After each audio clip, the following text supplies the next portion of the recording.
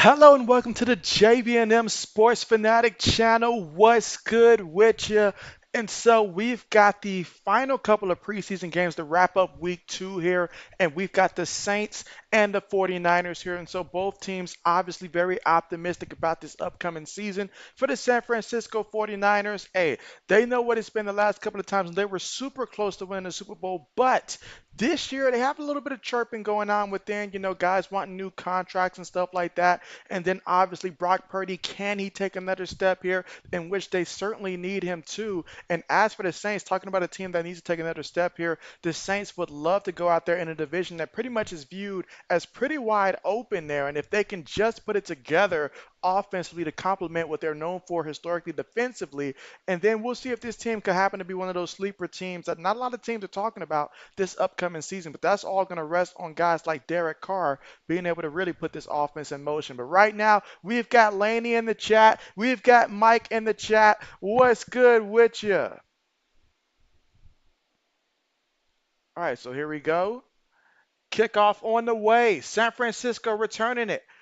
And he's going to get brought down at the 31-yard line. So that's what he'll take over. Brock Purdy in the offense. And yes, Brock Purdy, he's going to be playing in this one here. They're going to be taking over from their own 31-yard line here. And that was Cody Schrader, the running back number 38 on the return there, returning it for 27 yards. And so, Lewis, what's good with you? And let's see. Mike says he can't hear. Can anybody else hear me? Let's see. You guys let me know if you still can't hear me.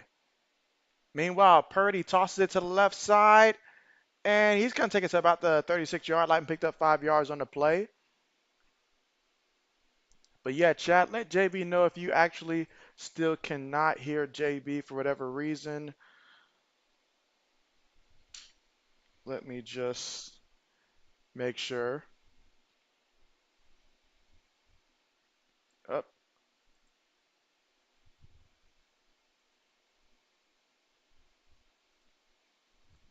All right, let's see. All right, let JB know if you can hear me now. Let's see. Lewis says he's got the over 37. Let's go. Okay, okay. Mike says it's good. All right, perfect, perfect. Not sure what was happening there, but absolutely glad we got that taken care of here early. But yes, San Francisco 49ers with the football here. And again, very optimistic they have to be about this season. We know the last couple years they've been knocking on the door. Here we go. Purdy up under center. Tight end goes in motion here. We've got one back in the backfield. Receiver goes in motion. They're going to toss to the back in the back on the right side. Can he find some space? No, he cannot. He's not going anywhere. Again, Cody Schrader there. This time he's going to lose a yard on the carry. Now we've got second down coming up, second and 11 from San Francisco's 41-yard line. And let's see, Lewis says so far 1, 2, and 1. So far, slow start there. We'll just say that it's just because it's the preseason here. So we'll go with that. But we've got, let's see, Joe Brown in the chat. Joe Brown's going for the 49ers here. Okay, okay. All right, so here we go from their own 40-yard line. Shotgun formation. Running back goes in motion, snaps the ball. Purdy looking. Purdy has time. Purdy just throws this one away there. There was nothing there. So San Francisco is going to end up having to punt the ball here. I'm sorry, third down's coming up. So third down and 12. And so right now, 1 for 2 for 6 yards. Can he keep this drive going here in the first quarter? 13 minutes and 2 seconds to go on the opening drive here for the San Francisco 49ers.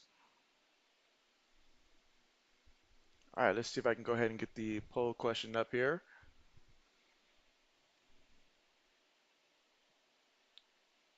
All right, receiver goes in motion. 2 receivers bottom of the screen here. Snaps it, looking. Purdy throws it while he gets hit. And so San Francisco, they want a penalty, but that is not going to happen there. Incomplete. Now that will bring up fourth down. And meanwhile, number 34 for the Saints seemed to be hobbling there. But that time they brought the pressure. Pressure got to him, had him throw that ball, and that was incomplete. But yeah, Lewis, we gotta have you make your comeback, man. We've got to have you make your comeback. All right, meanwhile, punts on the way. Catches it at his own 9 yard line for the Saints, and he's going to take it to about the 16 yard line, 16, 17 yard line.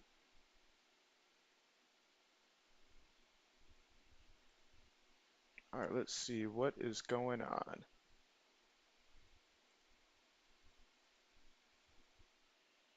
All right, so we're currently right now at the commercial. When we come back, we're going to get to see Derek Carr and the Saints here for the first time offensively in this one. See if they can get off to a better start than the 49ers offense did so far in this one.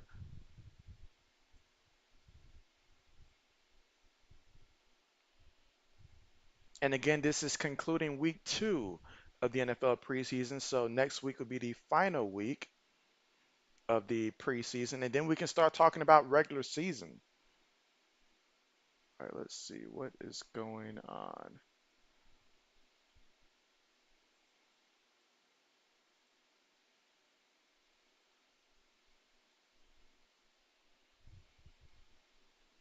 All right, so, okay. Had to get this thing figured out, but I got it fixed. Now I can get the poll question up there.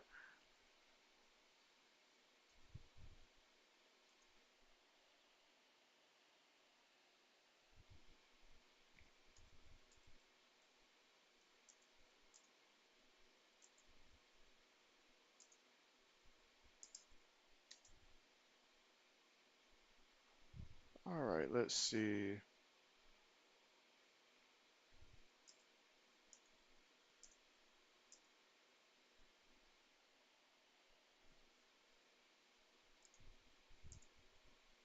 All right, so I have to think of a question that's not too easy, or at least doesn't appear too easy on the surface.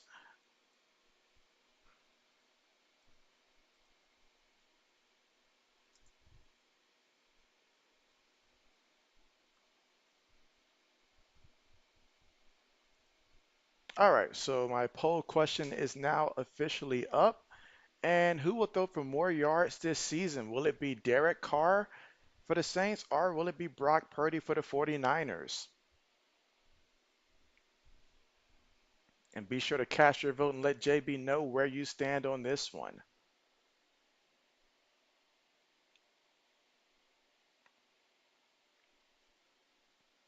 All right, so coming back from the commercial here. So Derek Carr and the Saints. Carr up under center. Got a fullback in the backfield. One back. Up there was movement there by the tight end. That's going to back up the Saints 5 yards. They're not the way you want to start things off here offensively if you're the Saints.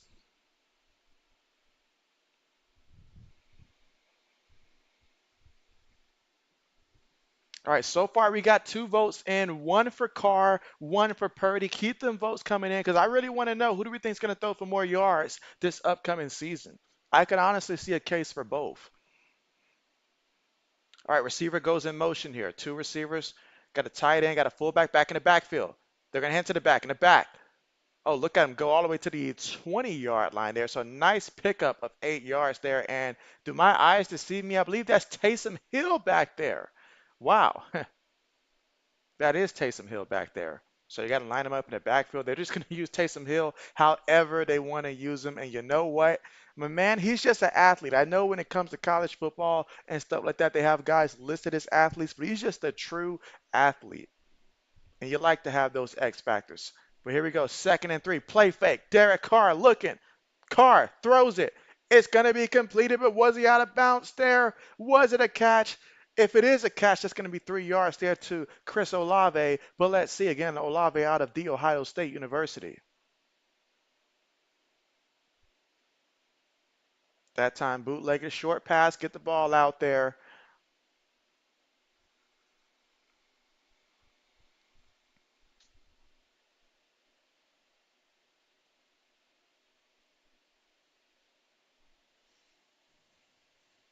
And again, we're looking at potentially 3rd and 4. Braden, what's good with you? I guess Braden voted for Brock Purdy. I'm gonna guess. But what's good with you? I know that you've got your Packers game on to be watching as well the Packers and Broncos who are also playing here, which I don't know why they didn't make one come on earlier than the other and stuff like that. But then again, they had like 13 games on yesterday, so it is what it is. Yeah, so keep me updated with what's going on with the Packers.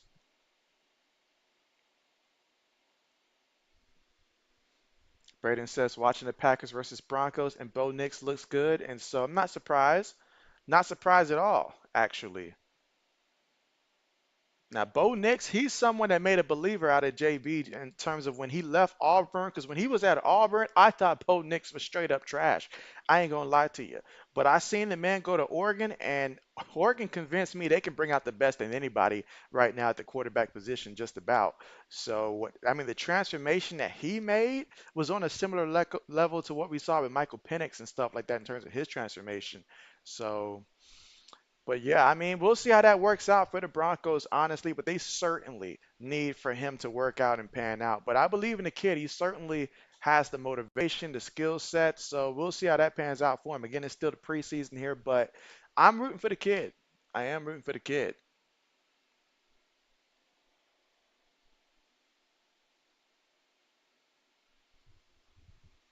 All right, and again, we've got 3 votes. Right now it's the commercial, so now it's the perfect time if you haven't voted already to go ahead and cast your vote and let JB know who's going to be throwing for more yards this season. Will it be Derek Carr or Brock Purdy?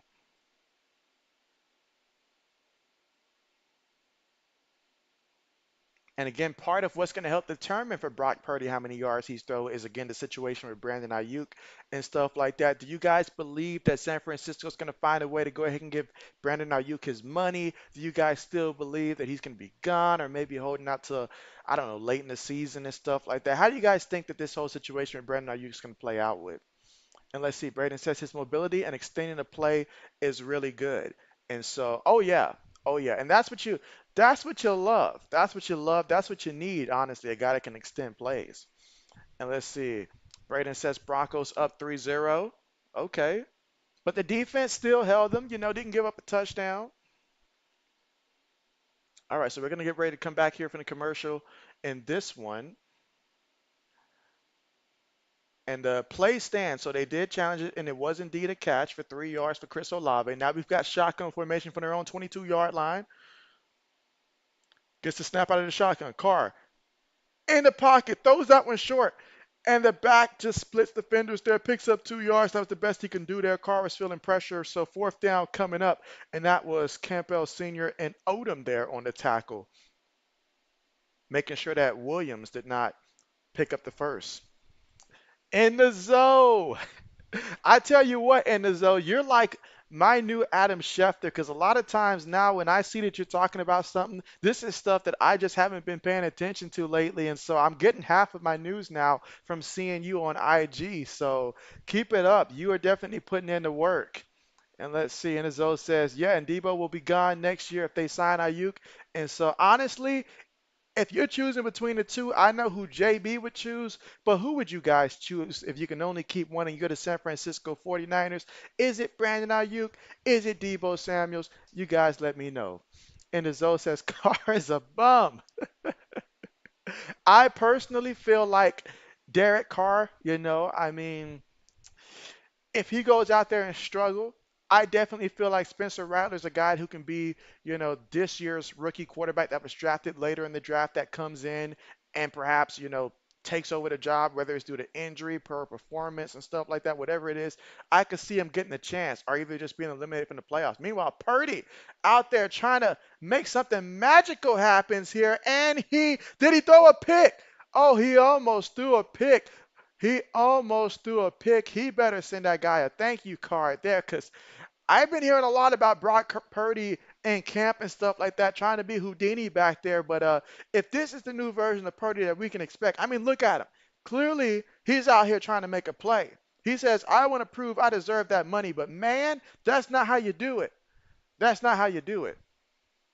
And the Zoe says, my guy, appreciate it. And so, and the Zoe says, Ayuk, I say the same as well.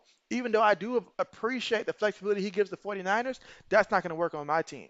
That's not going to work on my team. And so, unless he's going to go join forces with Arthur Smith down there with the Steelers and stuff like that, in terms of Debo, it's not going to provide a lot of value. I'd rather just take Brandon Ayuk and stuff like that. You mentioned the injuries and stuff like that. And then from what I need from a receiver, and I'm thinking probably as a Patriot fan and stuff like that, I prefer Brandon Ayuk. Definitely.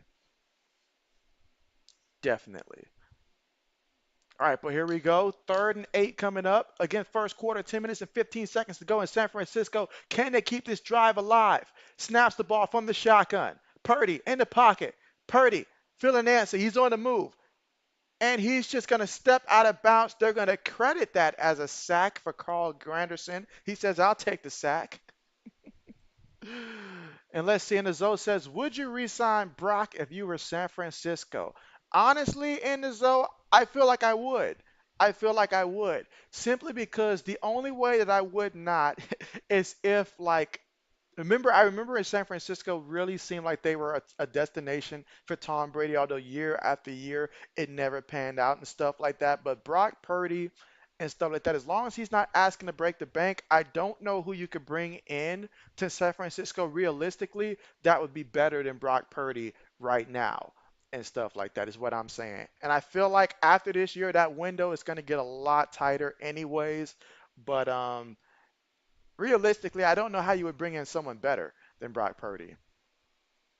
And let's see, you say Brock going for, they say that Brock's going for 60 or 65. Ain't no way. 60 or 65. Are you kidding me in the zone? 60 or 65? Nah, if that's the money we're talking about, that's a whole different that's a whole different ball case right there. That's a whole different ball case right there. That's a negative. Somebody got to draw the line. I'm all for everybody getting the money, but somebody got to draw the line. All right, meanwhile, for the Saints here, deep in within their own territory, they're going to actually give it to Jamal Williams here, and Williams is going to pick up 4 yards on the play. That's going to make it 2nd and 6 coming up here for the Saints. Again, deep within their own territory here in the first quarter with 9 minutes and 12 seconds to go. And our score right now still 0-0. And let's see how this plays out. That's crazy in the zone. That's crazy. I mean, where do we stop? How do we stop this? I'm in favor of putting a like cap limit specifically for the quarterback position because I need to see other guys getting paid more money. Oh, and they get Taysom Hill in the backfield. Oh my goodness. 3rd down coming up. He might have lost 2 yards on that one. So now they're going to call it 3rd and 7 from the 9 yard line here. And that San Francisco 49ers defense, they're getting after it. And again, we got 4 votes right now. Who will throw for more yards this season? And right now, Purdy is leading the poll. But be sure to cast your vote if you haven't done so already and let your boy know where you stand on this one. All right, 3rd and 7. Here in the shotgun. 3 receivers, 1 tight end, 1 back. San Francisco sending pressure here. Can the Saints pick it up? Carr throws it. Oh, it got to the receiver hands. You got to make that catch right there. You got to make that catch. And that was Cedric Wilson there with the drop. You can't be doing that. I mean, he put the ball, he had time despite the fact that they were out there, blitzing and stuff like that. And say, Enzo says, don't pay Brock. And so, not that kind of money. I'm sorry, not that kind of money. Not that kind of money. I mean, if your last name ain't Mahomes and stuff like that, or perhaps if Allen, asked for that and stuff like that, but we can't pay everybody that kind of money. Come on now. Come on now. 4th and 7, punts on the way. Catches from his own 45. He's at the 50. 45 goes out of bounds to the 43-yard line. They're going to start off in Saints territory for this possession. Again, we're still tied up 0-0 here in the first quarter with about 8 minutes and a second to go here in the first. All right, and this will probably be the final stream in which I'm using Streamlabs. I'm gonna go ahead and switch from this one and all like that. It's just I've already had this one set up, but I'm gonna be using something different here moving forward here as there's some limitations that I did go through the work of trying to set up and stuff like that, but it won't show up for YouTube. It would only show up for Twitch, but I never stream to Twitch and stuff like that. So I'm gonna be switching over from Streamlabs after this stream here moving forward. And as Zoe says, next man up, get paid. And so, I mean, there has to be a limit. I like how the NBA has it where, like, hey, we're going to go ahead and put a limit on this and stuff like that because all the extra money, every time we get an increase in salary, only the quarterback. And when I say quarterback, the starting quarterbacks are benefiting. And we're talking about guys who aren't proven and stuff like that. You got a guy like Trevor Lawrence out there leading the league and getting paid right now. Trevor Lawrence, aside from obviously Jordan Love and stuff like that, but even Jordan Love. I mean, he had a great half and stuff like that, and I believe he's going to do good, but to pay him that kind of money already and stuff like that, I mean, Tua as well, because I mean, don't get me wrong. I'm happy these guys are getting paid. That's great. But there's a lot of other guys out there that, like different receivers that I feel like are deserving as well at getting paid. And I know we say it starts with the quarterbacks, but when quarterbacks don't play well, we're like, oh, he don't have the weapons. He don't have the receivers. He don't have the O-line. Those guys are important. So let's let some of that money go to the other guys that are important and stuff like that. So that way these quarterbacks don't end up with an offensive line that's comparable to the Patriots offensive line. Hint, hint, and stuff like that. So spread the wealth. Spread the wealth. And let's see, Braden says, so the chat won't be on your stream anymore. And so I'll I'll look to see if there's a way that I can make it to where that's still the case and stuff like that. I still got to do a little bit more exploring with this one and stuff like that because I've used Restream in the past, and Restream I was able to do it in a different capacity and stuff like that where it was more so one at a time, but it's probably not going to be like it is now where you can see like all of the actual chats up there on the stream and stuff like that. So that will be that'll be probably the biggest thing that will be missed and stuff like that, but I'll see if there's any way that I can get something similar to that. All right, so here we go with the 49ers. Purdy's going to toss it to the back and the back, going the wrong direction here. Lost about 2, 3 yards there. Again, that was Cody Schrader there. Second down coming up, under 8 minutes to go. And the zone says, man, y'all paying nobody. And so it's wild, man. It's wild, man. I'm over here looking like y'all couldn't pay my man Matthew Judon like at all.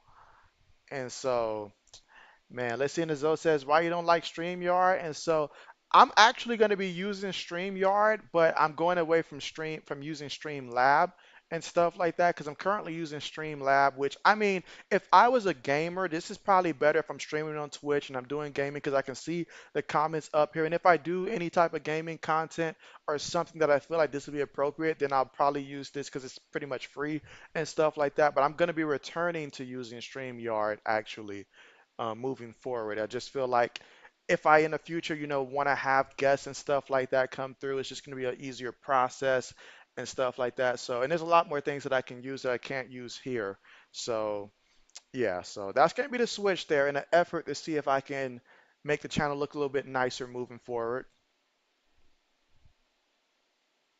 Because like I actually do have it set up to where if somebody subscribes to my channel, it's supposed to come on the screen and there's this like whole thing. But unless I'm streaming on Twitch, only people on Twitch will be able to see it. YouTube would not be able to, which makes no sense since I stream mostly on YouTube right now. So yeah. And Zoe says, oh, you use Streamlabs, got you. And so yeah, yep. So that's what I currently been using. And I've been using this for at least the last since 2022. Now I did use StreamYard like 4 or 5 streams, but that was mostly for stuff like the NFL draft and stuff like that. I remember I used it when I did actually do the draft and stuff like that a couple years ago and stuff like that. So it'll be a little different.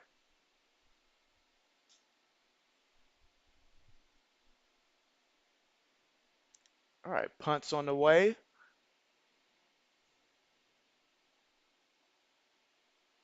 All right, so they're gonna down it here at the 4 yard line, 4 or 5 yard line. And so, man, if you're the Saints, you got to be saying, man, like we're continuing to have to start off within our own 5 yard line. That's insane. So, but I got to give it to the punt team for San Francisco. That's some great field position. And so, yeah, let's see. And the Zoe says StreamYard got a chat. And so, does it appear? Because I forget. Does it appear like how my layout is now to where you see all the previous chats up there as well? And which I'm pretty sure. I know that there's a whole section to the side there, and so I'm pretty sure if memory serves me right and stuff like that. But just But yeah, all right, Carr in the pocket, throws it to the tight end, and he's going to be about a yard or two, about 2 yards shy of that first down marker. Again, 6 minutes and 25 seconds to go here in the first quarter of play, and we're still 0-0 at the time, at the moment. Right now, Derek Carr, he is currently 3 of 4 for 12 yards so far in this one. I'll tell you what, though. I know earlier when people asked me, JB, who's going to be starting quarterback for the Patriots and stuff like that week one, and before I was saying Jacoby Brissett would be the guy, but after seeing Jacoby Brissett, the times that I've seen him so far, as much as I don't want to throw the rookie in behind a terrible offensive line, and oh my goodness, look at that run there. Jamal Williams busting it out there for 15 yards off the right guard and a first down here for the Saints. First and 10 from their own 27-yard line. But I feel like Drake May gives us he's already better than Jacoby Brissett, which I mean that's what you currently want from your QB1. But I'm still afraid of that offensive line for both guys. And the Zoe says it pops up on your screen, and so okay, bet. So I still got to go through and click on a comment and stuff. Okay, I can do that. That's a small adjustment that I can certainly do. And oh man, look at that. Now we got Tatum Hill for 11 yards off the left guard. So right now the Saints are deciding, hey, let's run this ball. They're saying we can run this ball. 5 minutes to go here in the first. Again, still scoreless. But yeah, so I appreciate that. So yeah, I'll be utilizing that. You said he looked like Mark Ingram, huh? That brings back some times right there. Good old Mark Ingram. Oh man, here we go. First and 10. 10 seconds right now on the play clock. Carr up under center. Carr looking. Carr throws it, and that's going to be completed there to the 39-yard line, and that's going to be a first down. And again, Chris Olave, he's that guy. He is that guy. And again, JB's next stream is going to be on Thursday, and so I haven't set it up yet, but I do plan on setting it up and stuff like that. Perhaps sometime later today, most likely. But yeah, I will be streaming Thursday night, and the preseason game is going to be the Bears and the Chiefs. The Bears and the Chiefs. That's what I'm going to be streaming on Thursday. Meanwhile, toss it to the right there, and he gets tripped up there, going to lose some yards there. So that time they got Jamal Williams in the backfield. They say, we're not going to let that continue to be a theme here. They say, we're the 49ers defensively. Let's see, and the zone says, why is Hill on the Saints getting paid good? And so, honestly, man, they love to reward a guy who they deem is just this great athlete that can literally go out there in their mind and play multiple positions and stuff like that. I mean, they just feel like one player can give them depth at like three different positions, whether it's obviously now running back, obviously quarterback, and obviously a tight end. They feel like he's that guy that can save them a roster spot or two and stuff like that. So I guess he's getting paid really for multiple roster spots and stuff like that, considering what he does. And then there's so many ways that they can use him and stuff. But does it equate to W's is what I always like to say. Does it equate to W's? Obviously not. Obviously not. That's why Sean Payton's not here no more, because it doesn't. All right, third and 10. Carr throws it, complete it, but he will be well short of that first down marker. Fourth down coming up, 4th and 5 from the San Francisco 38-yard line. Again, a current drive, 7 plays, 57 yards, and just under 4 minutes in terms of time possession off the clock. Braden says that Nix is having another nice drive out there. Well, what are the Packers doing offensively? I know that you guys got Sean Clifford, I think, starting. So what is he doing? Let's see, 4th and 5. Shotgun, looking, throws it, gets the completion and a first down. So they went for it on 4th and 5, and by all means, they hit Bub Means with the completion and 7 yards and a first. In the zone, you guys picked up Stephon Gilmore. I seen your video about that, and so I was like, oh man, my man Stephon Gilmore finds a home there. And you say y'all paying him about what, 10 mil?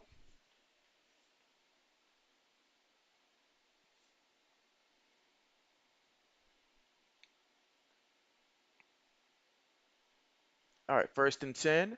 Receiver goes in motion. Gonna toss it to the back here in the back off the left side. Still churning those legs. And that should be enough for a first down. So Jamal Williams says, hey, preseason or not, let me run it. And Jamal Williams, a high character type of guy there. The respect that they have for him around the league, like, hey, he's definitely a guy that you go out there and he just plays hard. He just plays hard. Braden says, nice throw by Carr. And he says, Clifford hasn't done much. And so good old Clifford. Okay, so good old Clifford hasn't done much. But then again, that's sort of expected there because it seemed like the Packers aren't going to, did not put a lot of starters out there from what I heard leading up to it and stuff like that. So I sort of expected that Clifford would probably struggle going against the Broncos starting defense there, which is exactly why I took the under for him when it came to passing yards. Did take the over on Emmanuel Wilson though, because I do expect that he's going to go over 37.5 rushing, receiving combined there. So I hope I'm right with that one.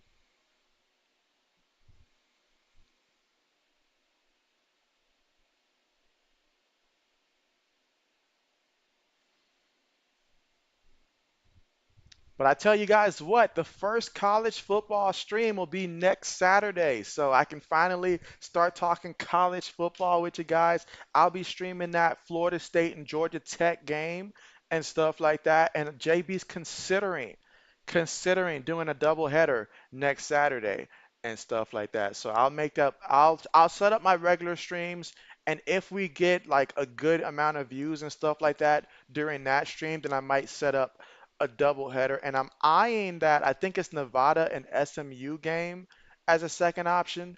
So yeah, I'm thinking about considering doing a doubleheader for next Saturday.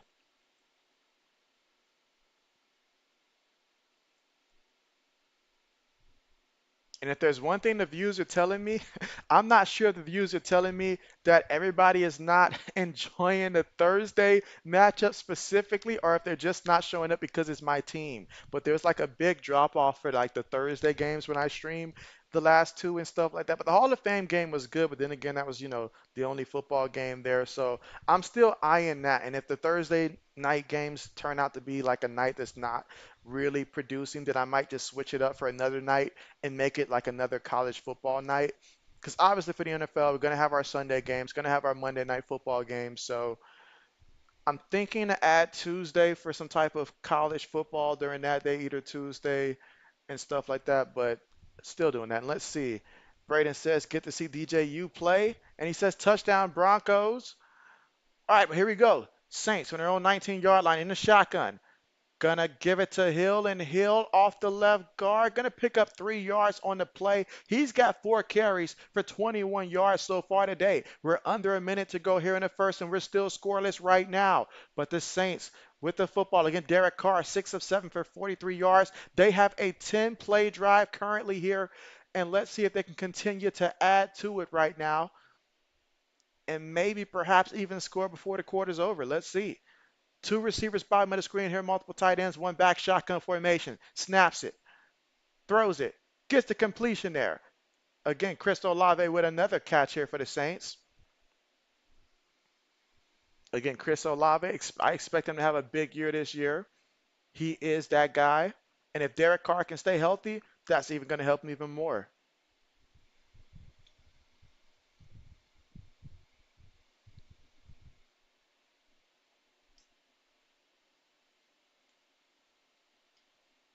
All right, here we go. Third and four. Shotgun formation.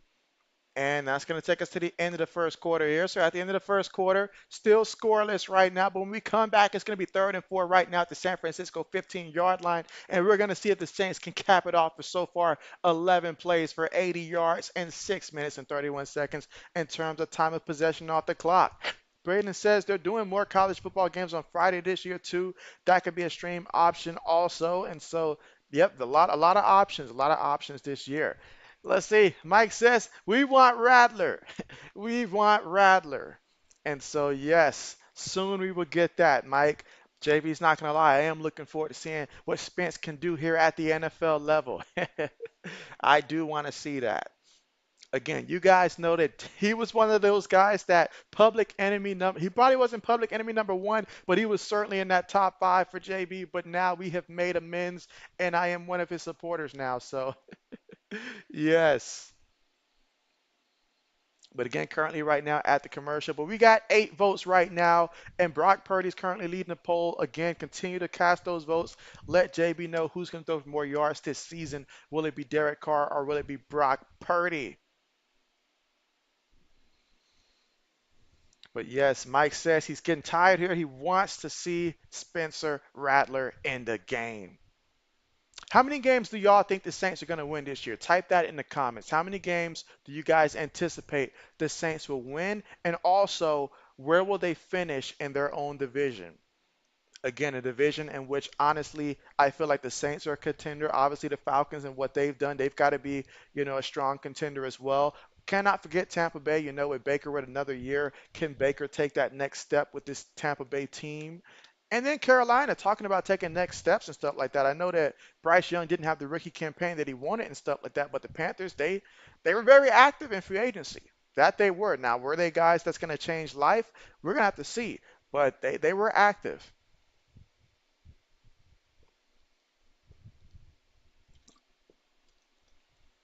Mike says, we've been rooting for this moment for years, for years. And you say two UFL receivers on the Saints as well. And so, yes. Now, if anybody understands the kind of pressure and stuff like that, oh, it's definitely the Saints head coach. Dennis understands he's got to perform this year. Like he's got to find a way to get these Saints to the playoffs because if they don't get to the playoffs, that's his job basically. I think it's understood that he knows that the Saints' expectations they got to get to the playoffs. All right, they snap the ball. They feed it to the back on 3rd and 4. He's going to pick up the first down. He wants more. He wants more, and he gets 6 yards on the play against Jamal Williams, number 21 for the Saints.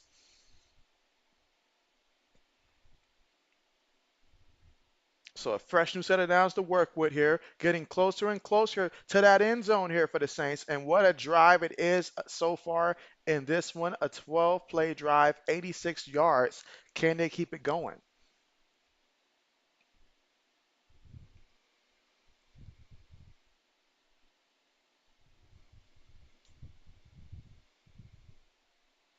All right, so Carp under center here from the 9 yard line, takes a snap, looking, throws this one, and incomplete, incomplete. Incomplete. 2nd and goal coming up here for the Saints offensively. And if I'm the Saints, especially if I'm Derek Carr here, I don't want to come away with no 3 points right now. We need to come away with a touchdown. We need to send a message that this offense is not going to be stagnant by any means, and that we're going to go in here and score a touchdown. I feel like that'll be a big boost for this team, some confidence builder if they can put this together for a touchdown after a drive that they've put together so far. Let's see if that's the case. And if we have any Saints or 49er fans in the chat, let me know. All right, they feed it to the back up the middle, and that was Jordan Mims who picks up 4 yards on the carry. Now we got 3rd and goal coming up. Now what do they call here on 3rd down? Again, 14 plays, 89 yards, 7 minutes and 47 seconds in terms of time possession. They're going to run it again. And did he get there? Is it good? Is it not? What's the referee going to say? The referee says he's short. Awfully close there. Awfully close. And just look at that hole up the middle. That was a hole. If that was a bigger back, they would have gotten in there, or if he would have been able to keep his balance. And even then, did he get there or not? This should be reviewed. He might have gotten there. That's awfully close. So they're going to check a replay for this one. They are going to check a replay.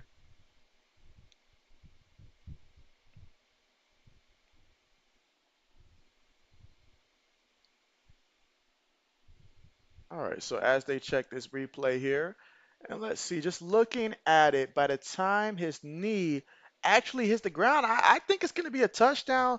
What do you guys think? Those of you that are actually watching and stuff like that, what do you guys think? Is it a touchdown or is he short?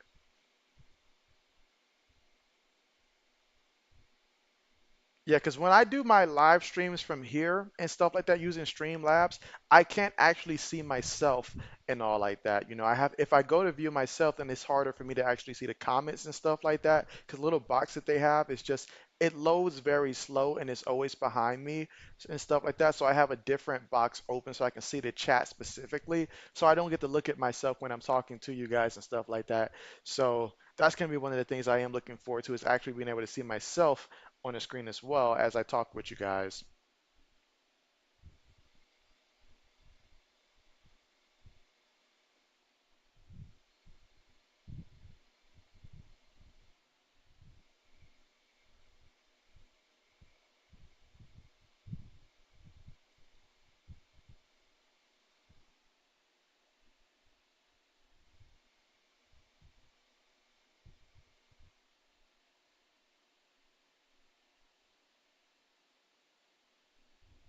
All right, still currently here at the commercial.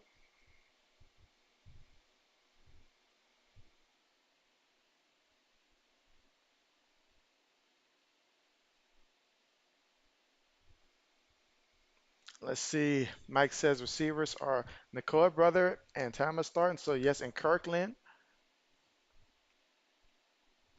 Oh yeah.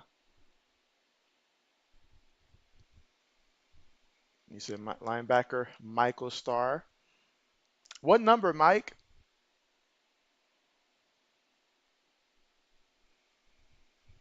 You said linebacker Jonathan Gavin. Okay, okay.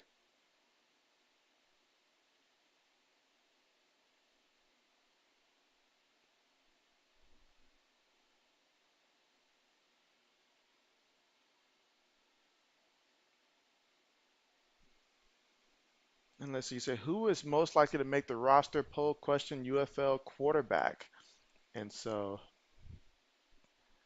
big old Ben DiNucci here. And so, are they saying that he's down? Okay, so his elbow hit right there, but it's basically right there. They give it to the up back here, and the up back is going to get in there, and guess who? Guess who? Taysom Hill. They're going to find a way to get this man in there. I mean, he's going to get in there. All right, so let's see. Mike's got a poll question request here, and so who is most likely to make the NFL roster? And he says Ben DiNucci, um, Luis Perez, Matt Corral or Adrian Peterson. And so, all right, so I know which team has Adrian Peterson. I know which team has Matt Corral. Remind me who has Luis Perez and where is Ben DiNucci right now? Because I haven't seen him since he left Dallas. Or is he still with Dallas right now? Yeah, just let me know the teams that both Ben and Lewis is on right now.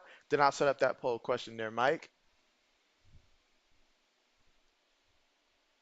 But the Saints are up 7-0 here, second quarter, with 13 minutes and 14 seconds to go and 16 plays, 95 yards, 8 minutes and 17 seconds in terms of time of possession off the clock there. And they capped it off with Hill with a 1 yard play. And let's see, Braden says Clifford does not look good. I sort of anticipated that. And so, all right, so Mike says, okay, so the Bills have been the Nucci there. And so, okay, okay. All right, who has Luis Perez? Because I know that the Vikings picked up Matt Corral, and I believe the Jets have Adrian Martinez. So, okay, so that's why he is with the Chargers. All right, so let me go ahead and set up that poll question right there. I appreciate that there, Mike. All right, so let me go ahead and put up the new poll question here. Since we're at the commercial, we certainly have the time.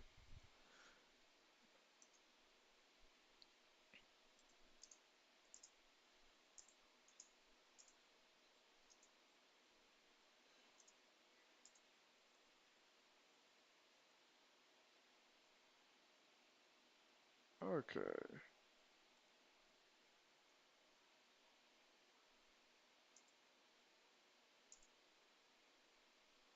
All right, so Rich Farmer.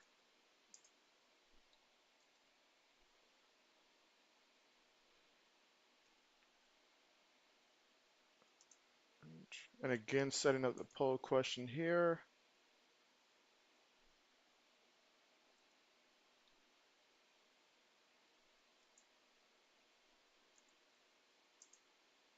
All right, this one might take me a second here. But right now for San Francisco, Joshua Dobbs in there at quarterback here for the 49ers. And Dobbs looking, throws it, gets a completion and a first down there to Jacob Cowing. Picks up 10 yards and a first. 13 minutes to go here in the second quarter.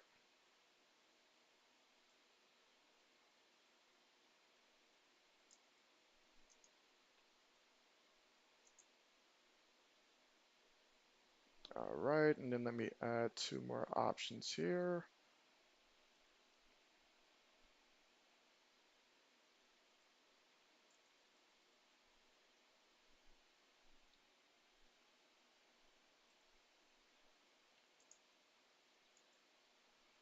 All right, and finally, what was the fourth guy? That's right.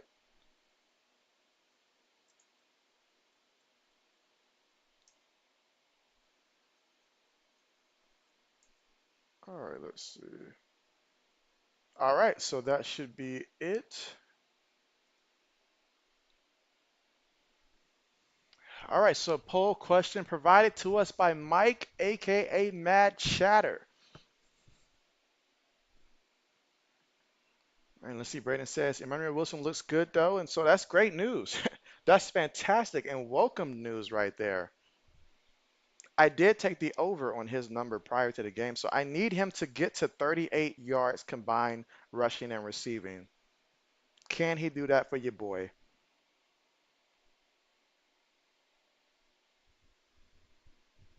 And so, JJ, what's good with you? And JJ says, "Hey JB, how are you doing today? I am doing great. How about yourself?" Sad that the weekend's almost over, but other than that, I am doing great. Braden says that Jarrett Stidham's in there now. Good old Stid.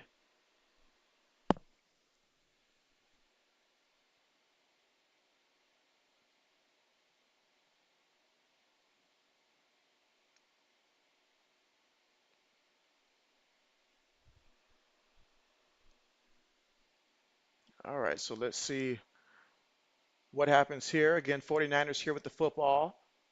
First and 10. Dobbs up under center. Receiver goes in motion.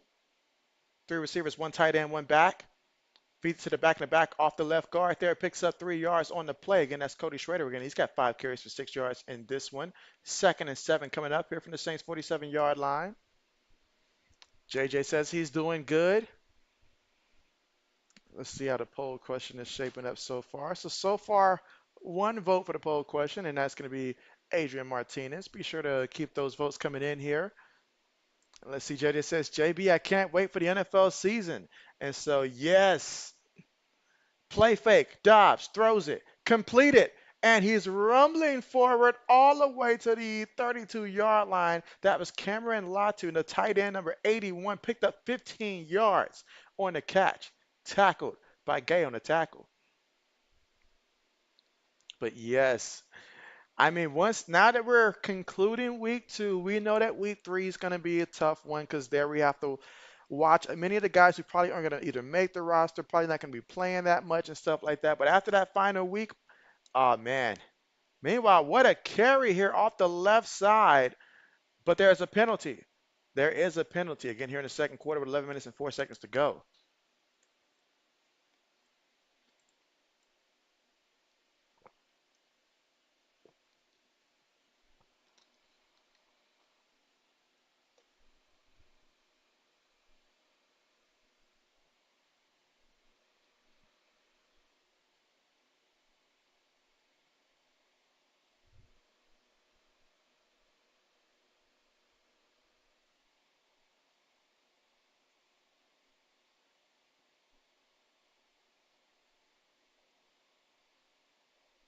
All right, and again, right now there was a penalty, and that penalty backed them up 10 yards. So now we're in the shotgun. Three receivers, one tight end, one back, snaps the ball.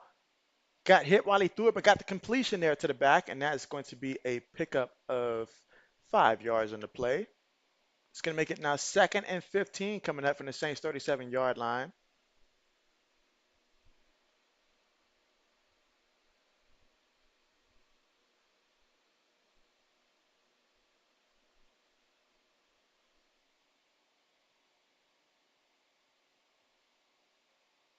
Tight end goes in motion.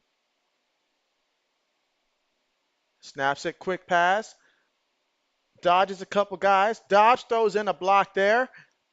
All of that, and they are still going to lose about, what, 5 yards there on the play? So Jacob Cowing was unable to make something happen. There's a third down coming up. 3rd and 20.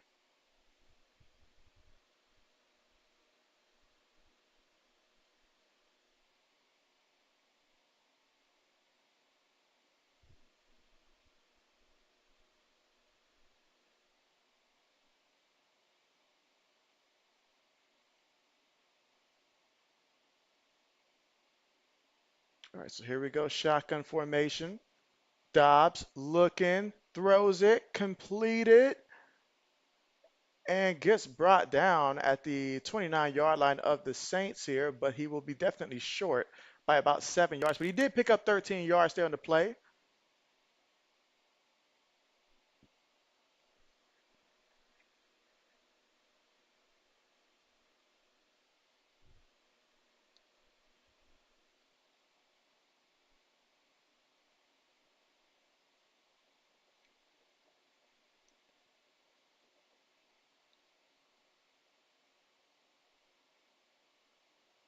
All right, this will be a 47-yard field goal attempt.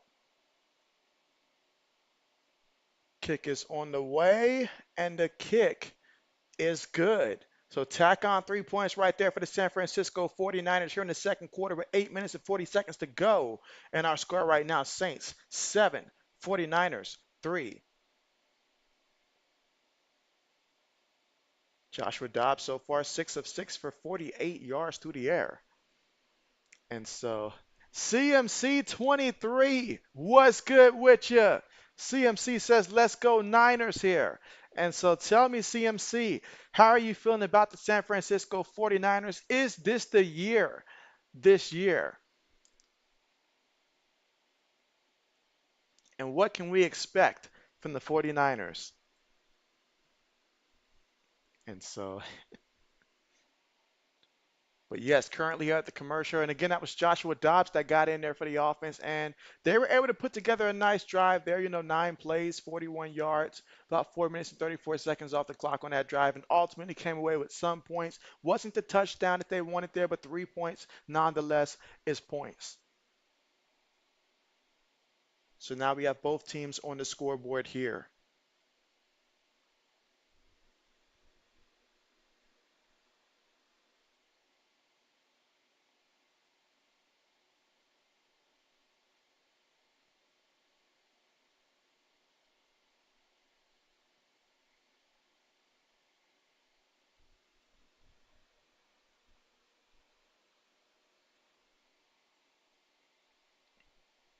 And again, currently at the commercial here, but looking at the stats so far for this one,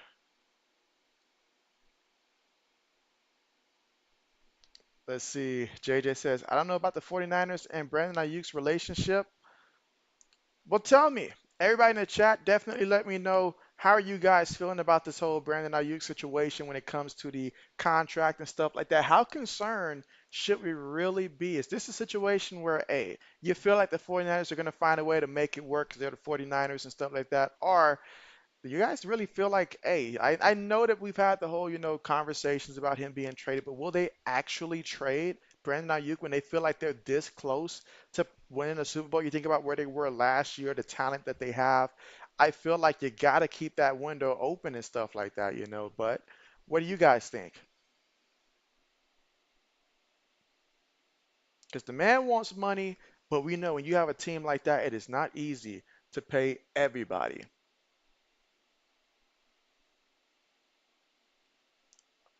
Kickoff on the way. Catches it from his own two. He's at the 15 now, the 20, 25, trips up at the 30-yard line. JJ says the 49ers would be dumb to do that.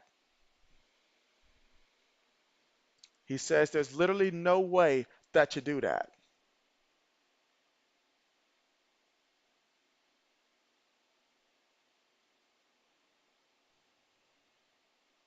All right, so now we'll get to see the Saints again Offensively, 1st and 10.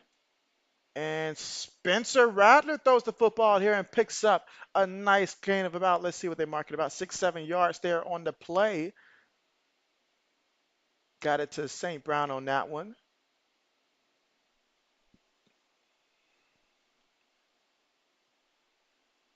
Again, Spencer Rattler has the school record for completion percentage in the season at 69. And let's see, Braden says Rattler's in, and JJ says if you're going to trade him for JJ. Are you saying that you guys would accept that? Meanwhile, feeds it to the back. Oh, what a nice move. 28 is still spinning out there in circles. Wow. What a first down run there by Jordan Mims. Fresh set of downs to work with. I mean, that's on. Look at the DB. Look at the DB. Had him reaching. Had him reaching. All right, 1st and 10.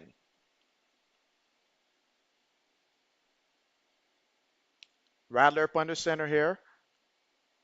Fullback goes in motion.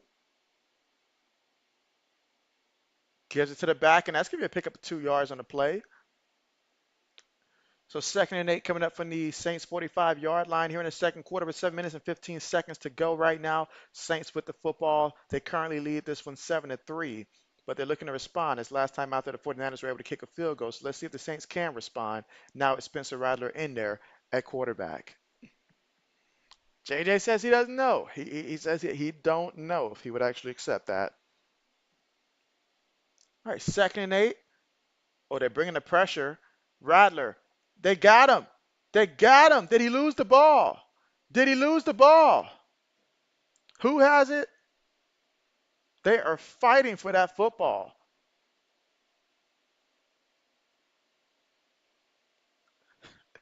"58 said, you're not going to take it from me." He says he wanted it more. That time he wanted it more than the offensive player. Wow. So Alex Barrett got in there and manhandled the lineman and said, I'm just going to take it away because I'm stronger than you.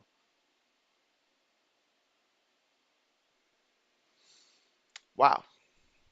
Meanwhile, we've got 4 votes, and so far, Vikings quarterback Matt Corral is leading the votes here, but it's not too late for somebody to cast their vote. No love for Ben DiNucci up there, or Chargers quarterback Luis Perez.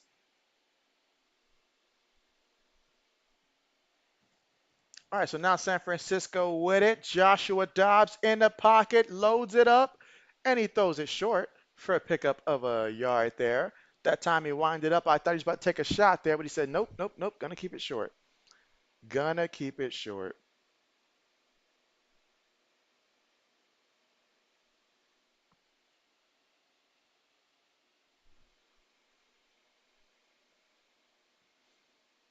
Let's see. JJ says, dang, bro, turn on the hit sticks. All right, 2nd and 9. Receiver goes in motion. They feed it to the back in the back. Oh, look at that. Look at that. Just fighting forward there. Picked up the first down. Cody Schrader picks up 9 yards there. The former Mizzou Tiger.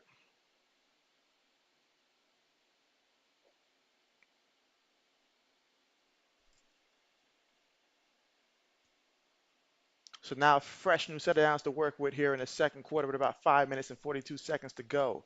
And the Saints up 7-3.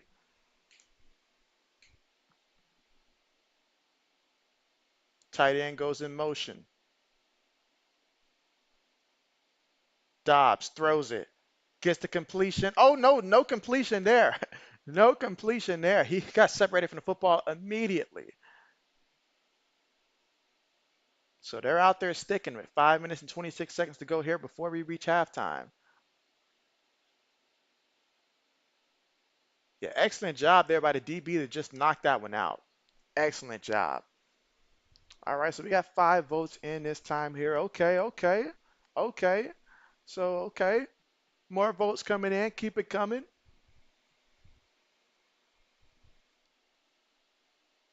2nd and 10. Throws it. Incomplete. So now 3rd and long coming up. They're at the Saints 28-yard line here, so you definitely want to come away with some points here. But if you can get that first, you definitely want to get it. And again, Joshua Dobbs, the ultimate journeyman last year. I mean, he was moving from team to team, getting start after start. But so it's good to have a veteran like that behind your quarterback one. All right, so every quarterback has a vote. Love to see it. All right, Dobbs moving around. Dobbs, will he run? Yes, he will. Oh, look at that. Takes it all the way to at least the 14-yard line before he slid there. And so that's a first down here for the San Francisco 49ers. And Joshua Dobbs getting it done on the ground. They say a pickup of 13 yards there. So first down within the red zone now. So can this result in points here?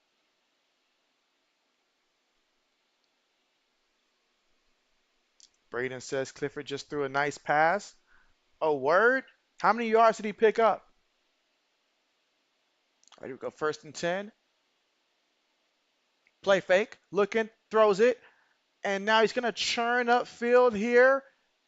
Let's see where they mark him out of bounds. Referee says first down. 4 minutes and 30 seconds to go here before halftime. Again, the Saints up 7-3.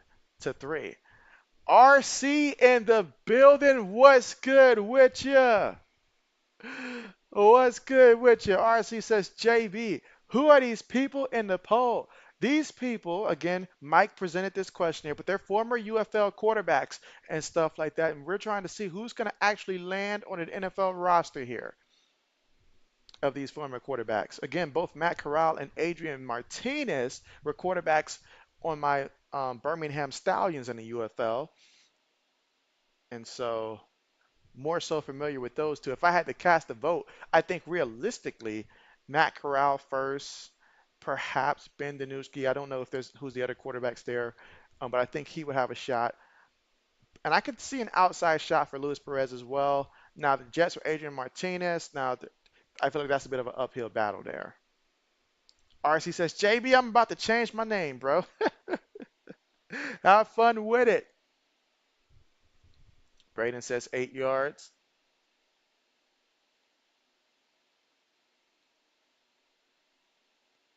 All right, here we go. First and goal. Shotgun formation. Throws it.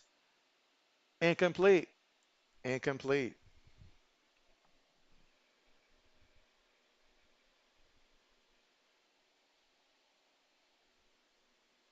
Let's see. JJ says, got to go, JB. See you later. And so, all right, bet. Appreciate the heads up there. That time pass incomplete. All right, second and goal. On the move. And they're going to blow this one dead.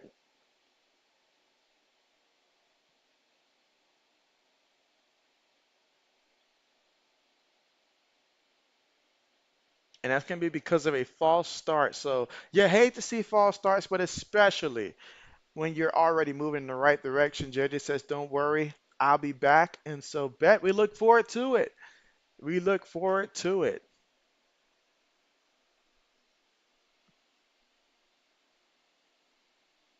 All right, second and goal.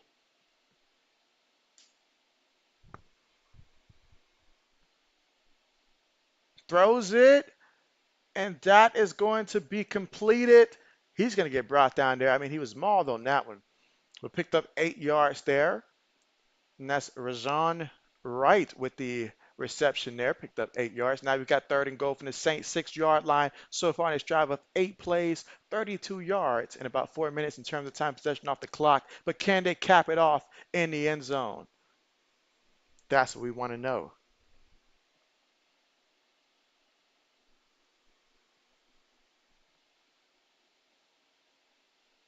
All right, 3 receivers, 1 tight end, 1 back.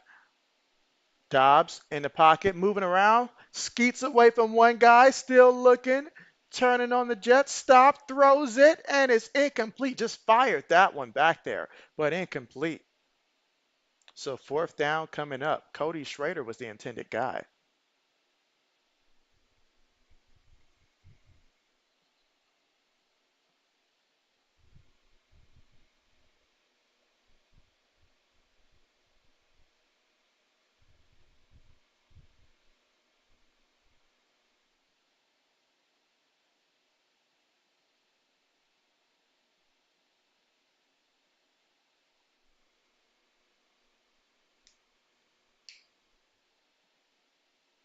24-yard field goal attempt is up. It is good. All right, so with 2 minutes and 42 seconds to go here in the second, and the Saints up 7-6 currently in this one.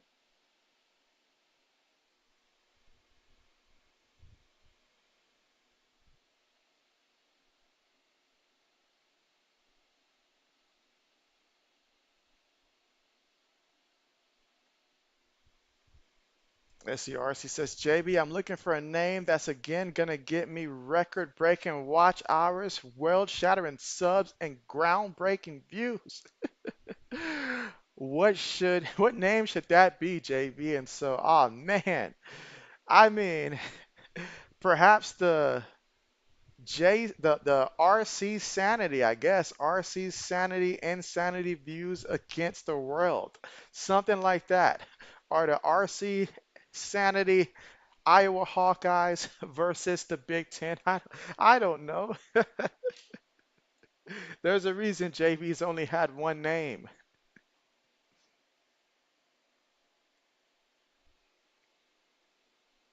At this point, if somebody tried to recommend your channel other than the RC on Iowa part, they would not be able to do it because it would constantly change. And then they'd be like, "Well, I don't know his channel name, but he's good."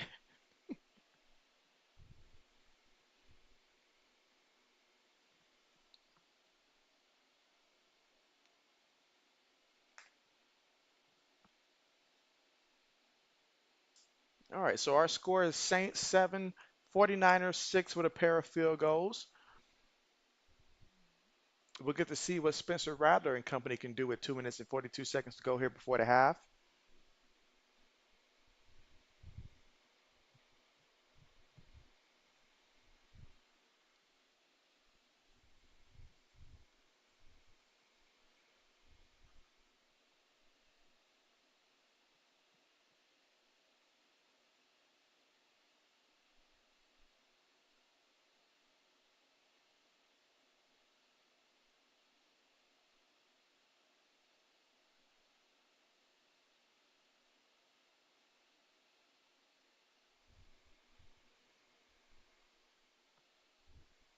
SRC says they can't recommend my channel unless they know me personally, and so I see. Taking extra measures to ensure that's the case.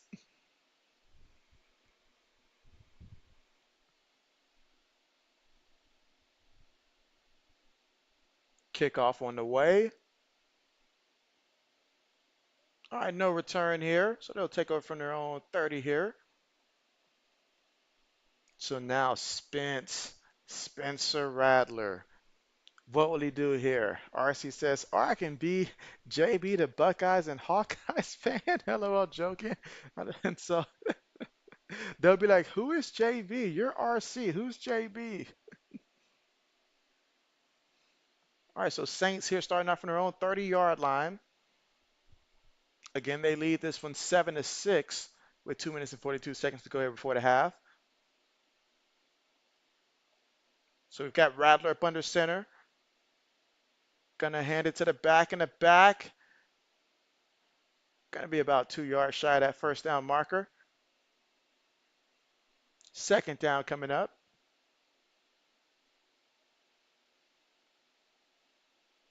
Again, that was Robinson there on the carry. RC says, is this game suspenseful? And so I see what you did there, RC. That was nice. That was nice. 2nd and 2. Throws it short. Completed. Turns it upfield. Picks up 4 yards in the process and a first down. RC said, we had a huge win earlier versus Seattle. And so nice, nice.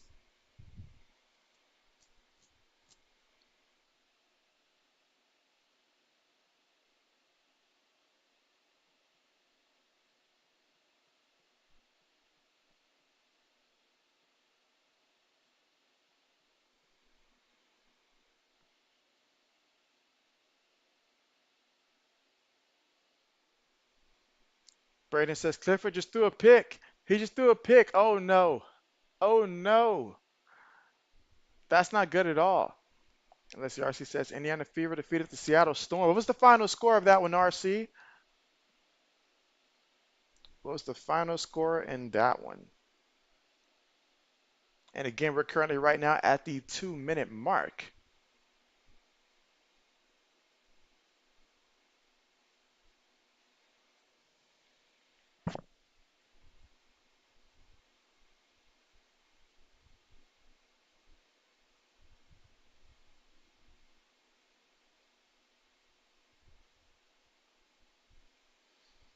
Braden says Stidham with a rushing touchdown.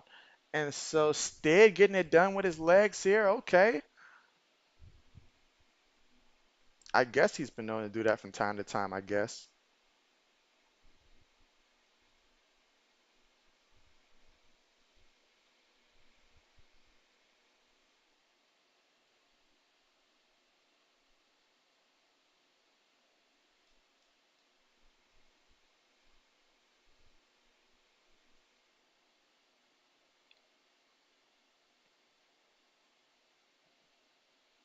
All right, now waiting to come back from the 2-minute warning here. See what the Saints can do right now from their own 42-yard line, facing the 1st and 10, up 7-6. RC says, I wish it would have been 92-33. I mean, I think 92-75 is not bad at all. At all.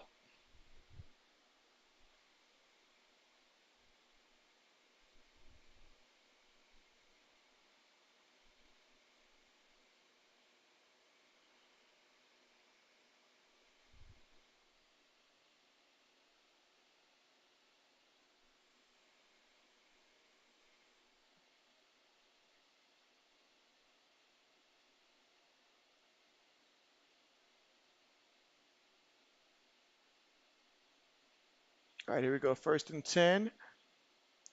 Feeds it to the back, and that's going to be a pickup of 6 yards there. And that's Robinson on the carry. Saints hurrying up to the line here with 1 minute and 45 seconds to go here, 2nd quarter from their own 47-yard line. Oh, look at that. Look at that. The football just completely, that's something you just can't have there. I mean, fumble. And it's the center. I saw the same thing happen for my Patriots against the Eagles. It's the center that's the problem.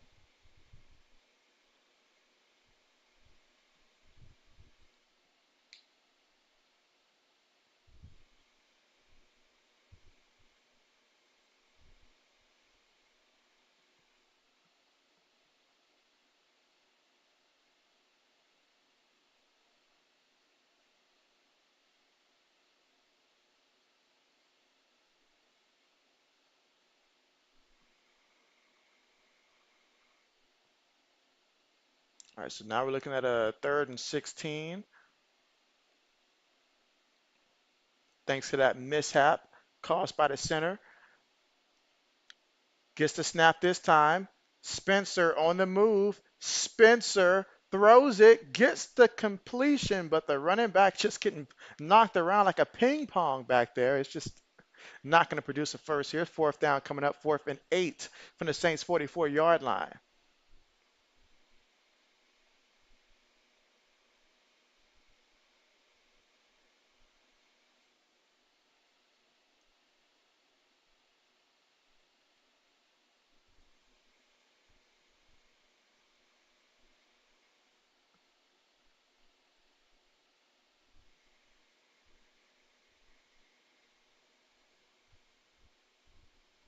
And let's see, RC says Lexi Hull shot like 7 of 9 on 3. 7 of 9?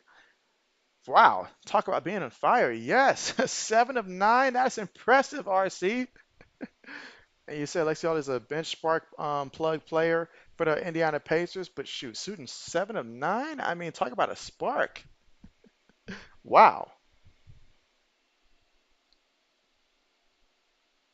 All right, Saints are going to punt this ball with 1 minute 20 left to go. San Francisco going to fair catch it from their own 20, and they'll start over from their own 20-yard line.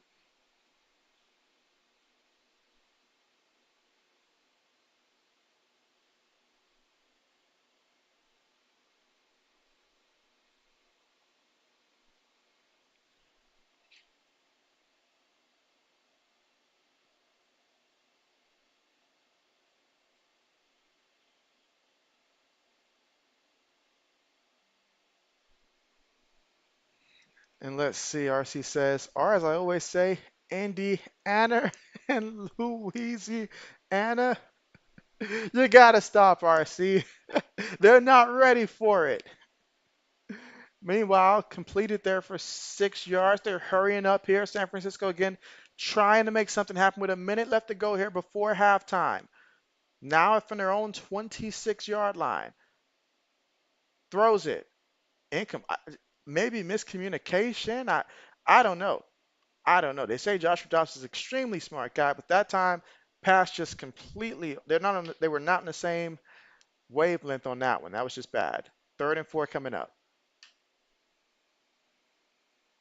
RC says, JB, I was shocked to see you live tonight, and so I'm guessing that YouTube is not pushing when I set up my videos because I set this up since like what was it? I think I set mine up like maybe Monday, and so it was up for a while. This stream, the stream yesterday, all of that. 3rd and 4. Oh, what a nice completion. Excellent call. Running back all by himself. He's still probably running right now somewhere. 21 yards and a first down to Matt Breda. That's going to present a first down. 1st and 10 from the San Francisco 47-yard line after that play. As the RC says, I haven't seen you go live on Sunday in a long time. And so I actually went live last Sunday as well. It's just that that game was a little bit earlier in the day and stuff like that. I'm trying to remember. It was the Cowboys versus somebody preseason game last week. I can't remember who the Cowboys played, but I think it was the Cowboys and Raiders, if I'm not mistaken. It was the Cowboys and Raiders last week. I did stream that one. Meanwhile, Dobbs on the move. Dobbs says, "You can't touch me." Dobbs says he is going to deliver the mail himself. Did he get the first down? Yes, he did. He extended it there. Look at that. Look at that.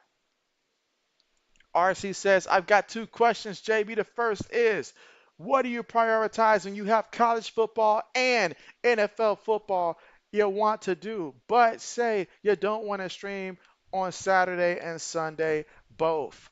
And so, RC, I think it comes down to the game itself and stuff like that. For example, if it's a big time matchup. Say it's Ohio State, Michigan, or say even Oregon and Washington last year. If it's a big time matchup like that, I'm probably going to lean towards college football because I always cover NFL and stuff like that. So I will do that. But if it's just, like a typical college football game and it's, obviously versus my regular primetime schedules that I have for the NFL and stuff like that, I'm going to prioritize the NFL. But typically, Sundays are reserved for the NFL, Saturdays are reserved for college football for me and stuff like that. Monday is another NFL day. College football, I'm going to find another day for that. But yeah, so I have my days where I prioritize the NFL, and I have days where I prioritize college football. All right, 2nd and 10. Dobbs throws it up there, and doinks off the defender there. Incomplete. And that was Danny Grady, intended receiver out of SMU, I believe in his 2nd year.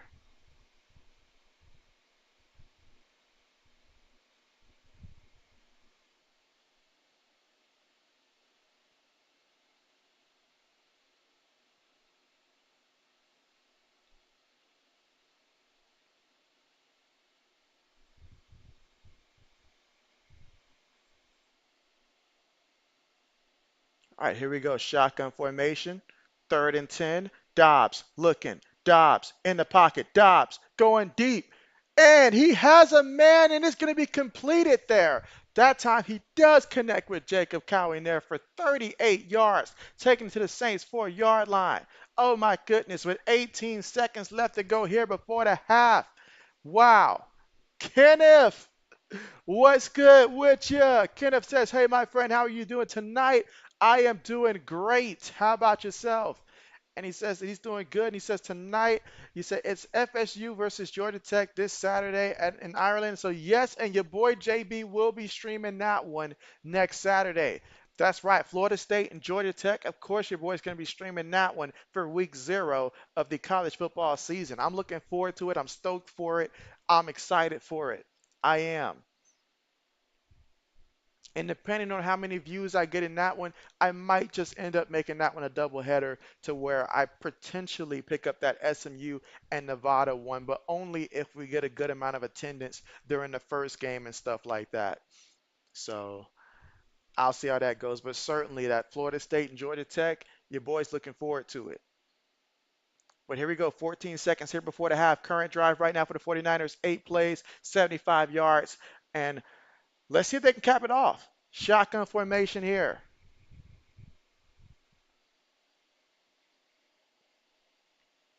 All right, he's going to carry it all the way to the, looks like the 2 yard line. Third and goal. San Francisco's going to burn their final timeout here.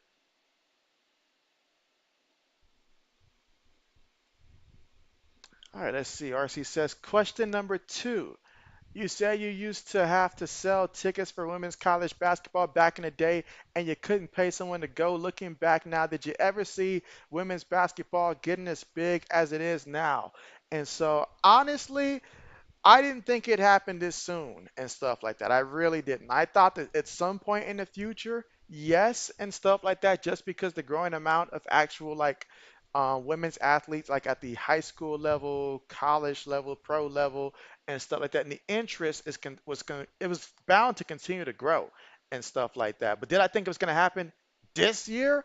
No. My reason for that is you think about how sports was looking in general, like when we first had the whole COVID lockdown and stuff like that. We saw some of the leagues that just, was shutting down and stuff like that. So it was not looking that good during that time frame. So the quick turnaround, especially to see not just a turnaround, but a growth to this degree, like I did not anticipate that in 2024 we'd be talking about it in this way. So I cannot say that I anticipated that. But very good questions. Very good questions.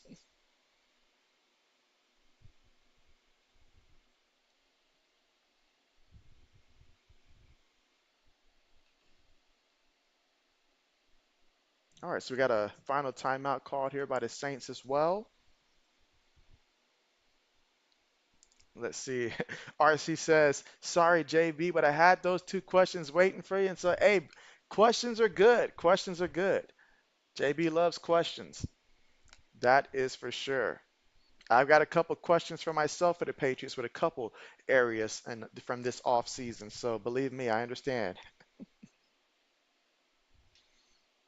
All right, so fourth and goal here. They're just going to go ahead and go for it. They're going to opt to go for it here. Joshua Dobbs here at the shotgun.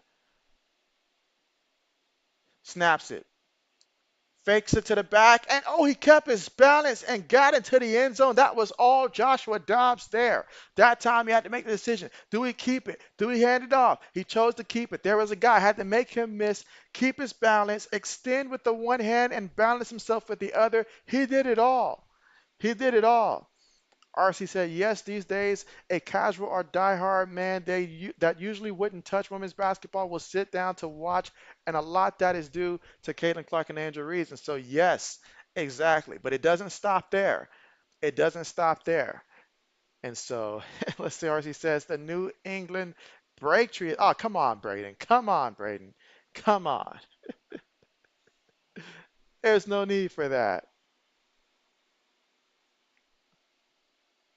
All right, and so the extra point is good, 13-7 with the 49ers on top here.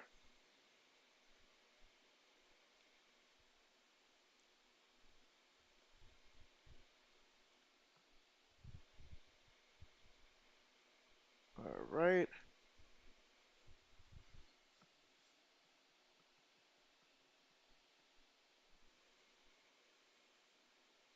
Where is Braden when you need him?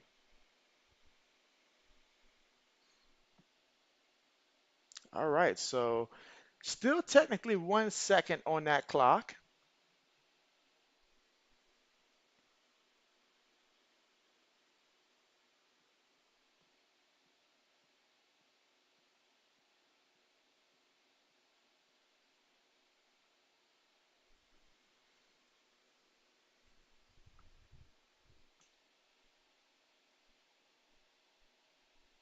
Kickoff on the way.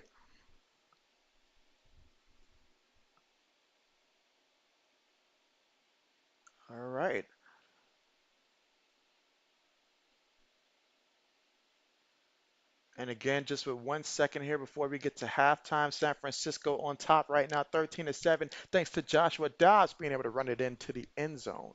And again, our poll, we've got 7 votes here, and so we still got plenty of time to get more votes in there. But right now, it's looking like Matt Corral's job might be the most secure. Kenneth says, how was the Raiders game late last night? And so, yeah, I did not get to watch that Raiders game, but I can tell you the final score of it and maybe a couple of stats from it as well. But the Cowboys won that one 27-12. And so I do know that the Raiders, they did commit to Gardner Minshew as their quarterback one.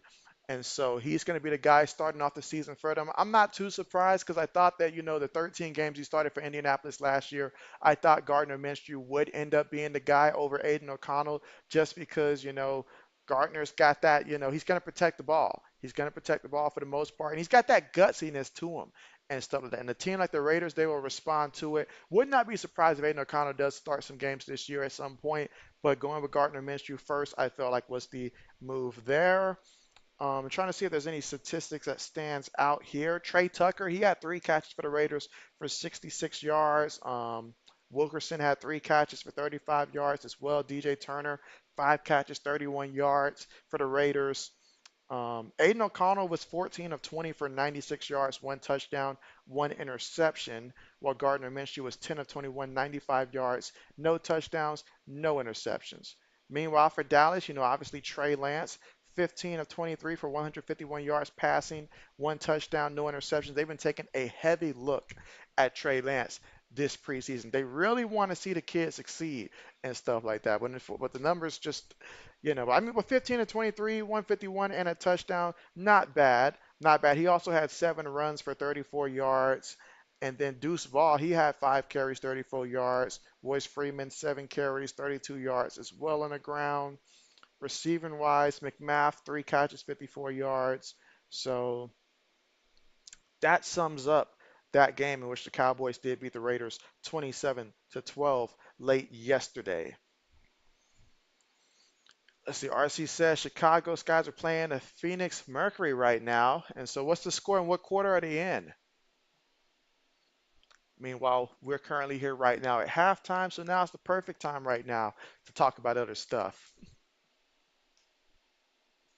But yeah, JB plans on setting up the streams for the rest of the week. On Thursday, I plan on streaming the Chicago Bears. And yes, I know this is the third stream for the Chicago Bears and stuff like that. I try to mix it up. But considering the 2 teams that was playing, I don't know how many people actually like have Amazon Prime to watch the other one and stuff like that. So I chose to go with the one that I felt like everybody can watch or have a good shot at watching. And as the Bears and the Chiefs that'll come on Thursday. And then Saturday, I know I'll be streaming the first college football game, Georgia Tech and Florida State. Now, whether or not we have a doubleheader or not that day is just going to come down to how many views we get and the vibe that I'm getting that day and stuff like that, as opposed to whether or not it's worth, having that second stream there and investing that kind of energy in it and stuff like that. So we will see how that goes.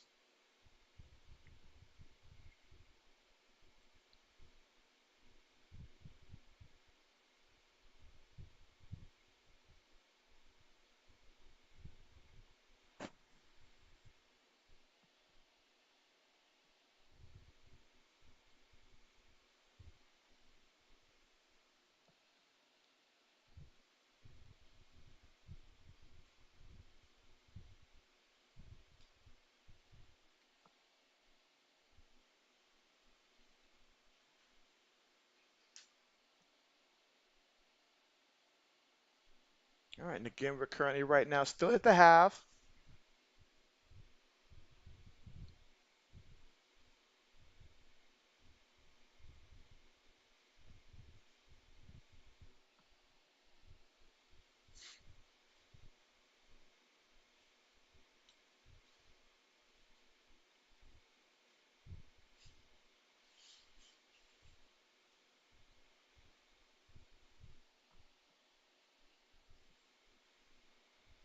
All right.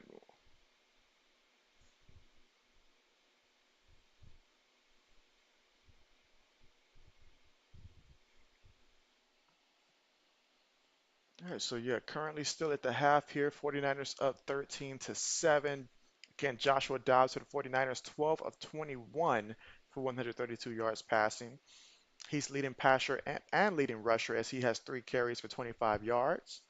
Leading passer for the Saints so far in the first half, Derek Carr, 7 of 9 for 47 yards. And Jamal Williams is leading rusher right now for the Saints. He's got 5 carries for 32 yards in the first half.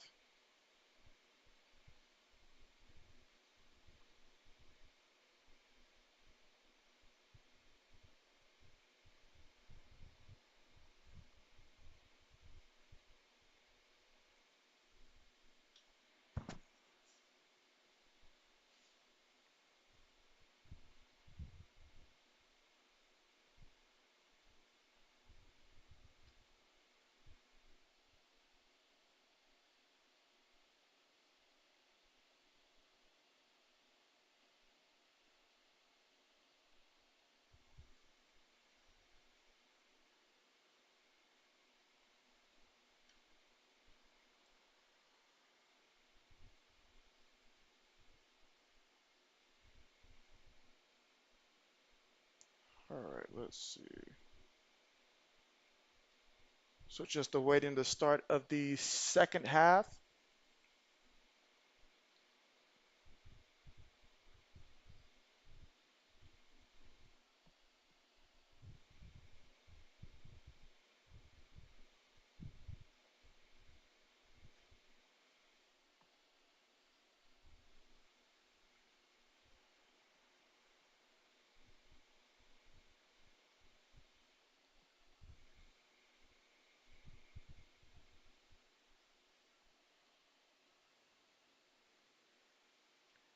All right, let's see.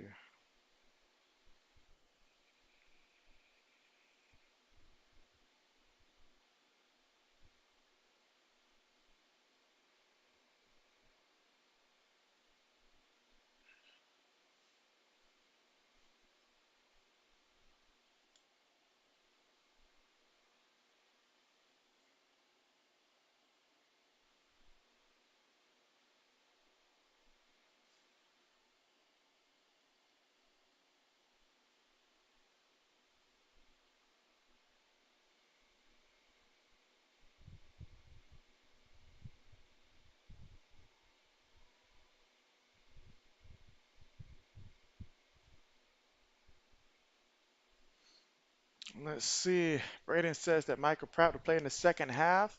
Okay, bet.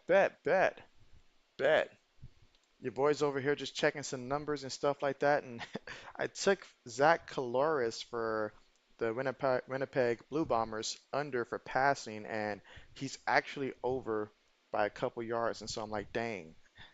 But Braden, I need your boy Emmanuel Wilson to get about 9 more yards. Can your boy get me 9 more yards here? Better yet, make it 10 more yards.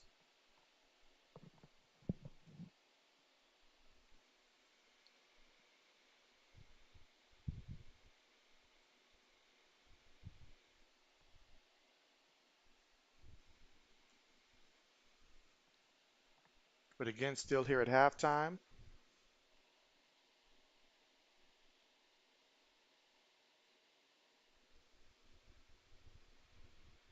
I hear that Mac Jones for the Jaguars is in an intense competition for that backup job.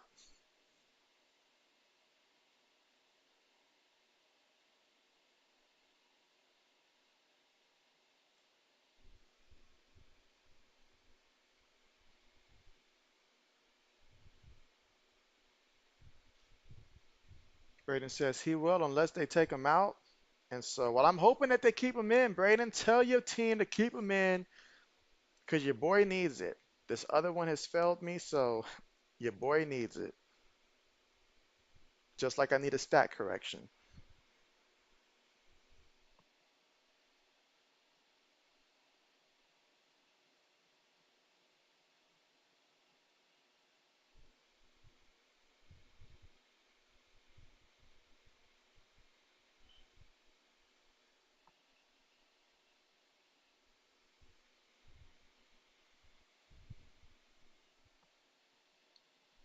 All right, and just preparing for that third quarter.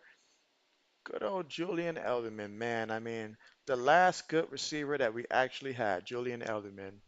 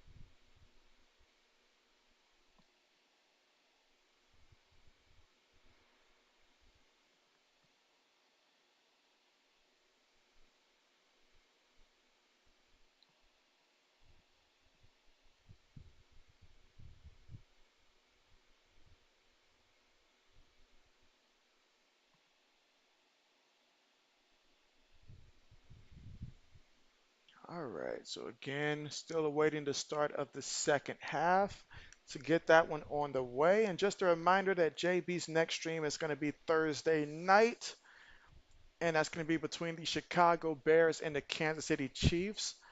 And that should be, well, I got to see about Sunday and stuff like that to see if there's any games on Sunday and stuff like that to see if that'll be the last preseason stream or not. I think it is, though. I don't think they do it on Sundays, but we'll see. And then Saturday next week, the first college football one in which I cannot be more hyped than that. Braden says that Stidham picked on a tip pass. Oh man, someone help the kid out. Help the kid out.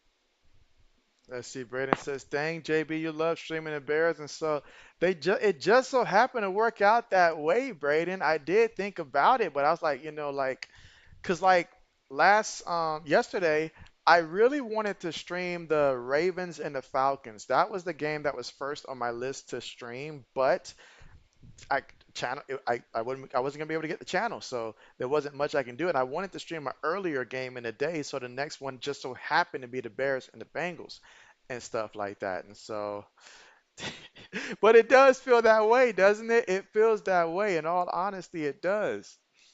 Like, what can I say? What can your boy JB say?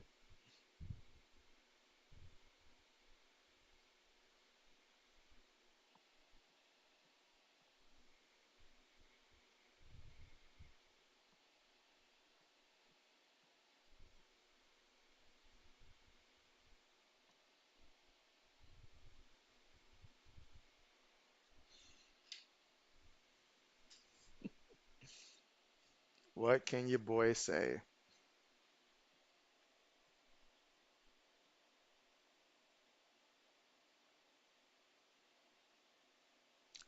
Braden, do you do you want to give us a Braden guarantee that you guys will sweep the Bears this year? Your Packers?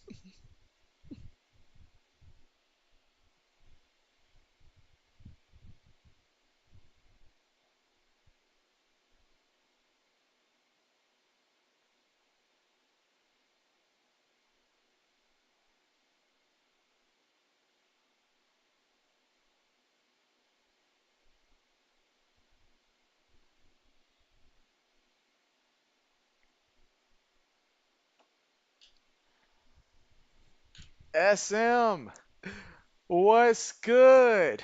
SM says, "What's good, JB? How's the game going?" Well, perfect timing, SM, just coming from halftime. And so the game, it got off to a slow start. It was scoreless at the end of the first, but second quarter, we start to see some good things out there. Joshua Dobbs, he's looked good out there, 12 of 21 for 133 yards passing. He's even the leading rusher right now for the 49ers with 3 carries, 25 yards, and a touchdown. Meanwhile, for the Saints, we're getting to see Spencer Rattler in there offensively, see what he can do. But right now, 49ers up 13-7. So it's been a good game. It's been a good game. And now we're going to start the third quarter with this kickoff, and let's see what the Saints do in the return.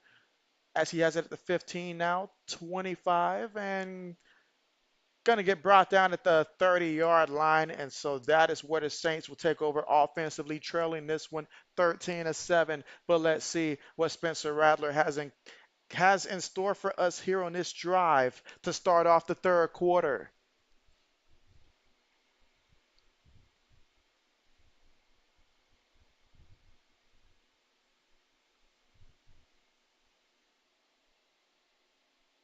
All right, here we go. First and 10. Rattler up under center. Tight end goes in motion. Got a tight end, got a fullback, got two receivers. Going to toss to the back, and the back off the left side is going to pick up 2 yards there, and that's Jordan Mims. He's got 6 carries for 21 yards today. Second and 8 coming up here from the Saints' 32-yard line.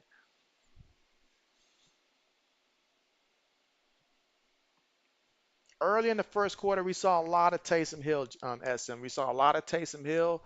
Derek Carr was like 7 of 9 for 47 yards out there. Chris Olave had a couple catches there, 3 catches today for 26 yards early in the game, but obviously he's out now. Shotgun here. Rattler has time. Rattler throws it. And oh, bro, what you doing? What you doing? When Rattler throws you a ball, you catch it. Kevin Radar. Wow. That would have been a nice catch. That would have been a nice one.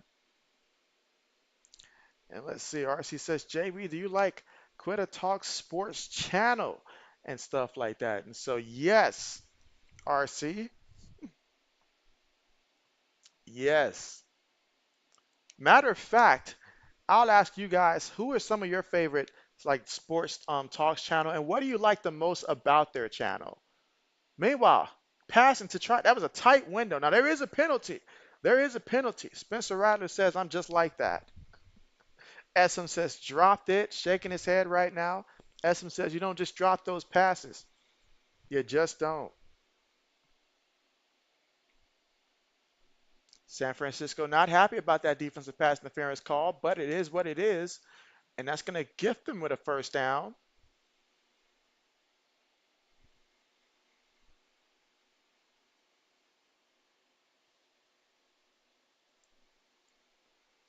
That will gift them with a first down.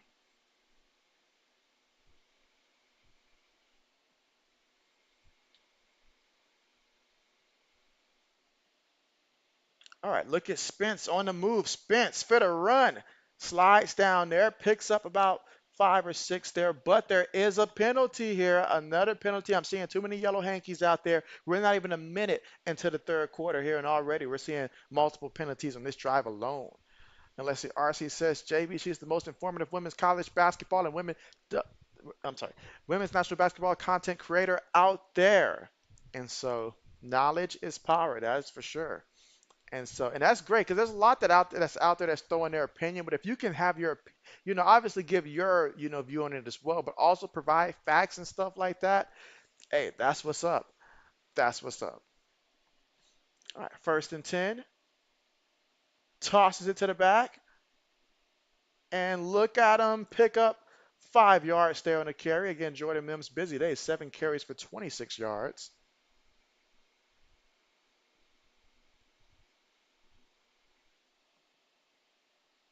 All right, so it's second and 5 coming up. Again, the Saints still in their opening drive of the second half. And we're getting a good look at what Spencer Rattler can do as he is currently 3 of 4 for 18 yards. RC says, favorite creators in sports on here? That's the question. And so, yes, that is the question indeed. Meanwhile, look at him. He tried to stiff arm him there, but he did pick up some yards there. Again, that's James Robinson there with the carry for 9 yards. He's got 3 carries for 23 yards here today. Tackled by Yasin.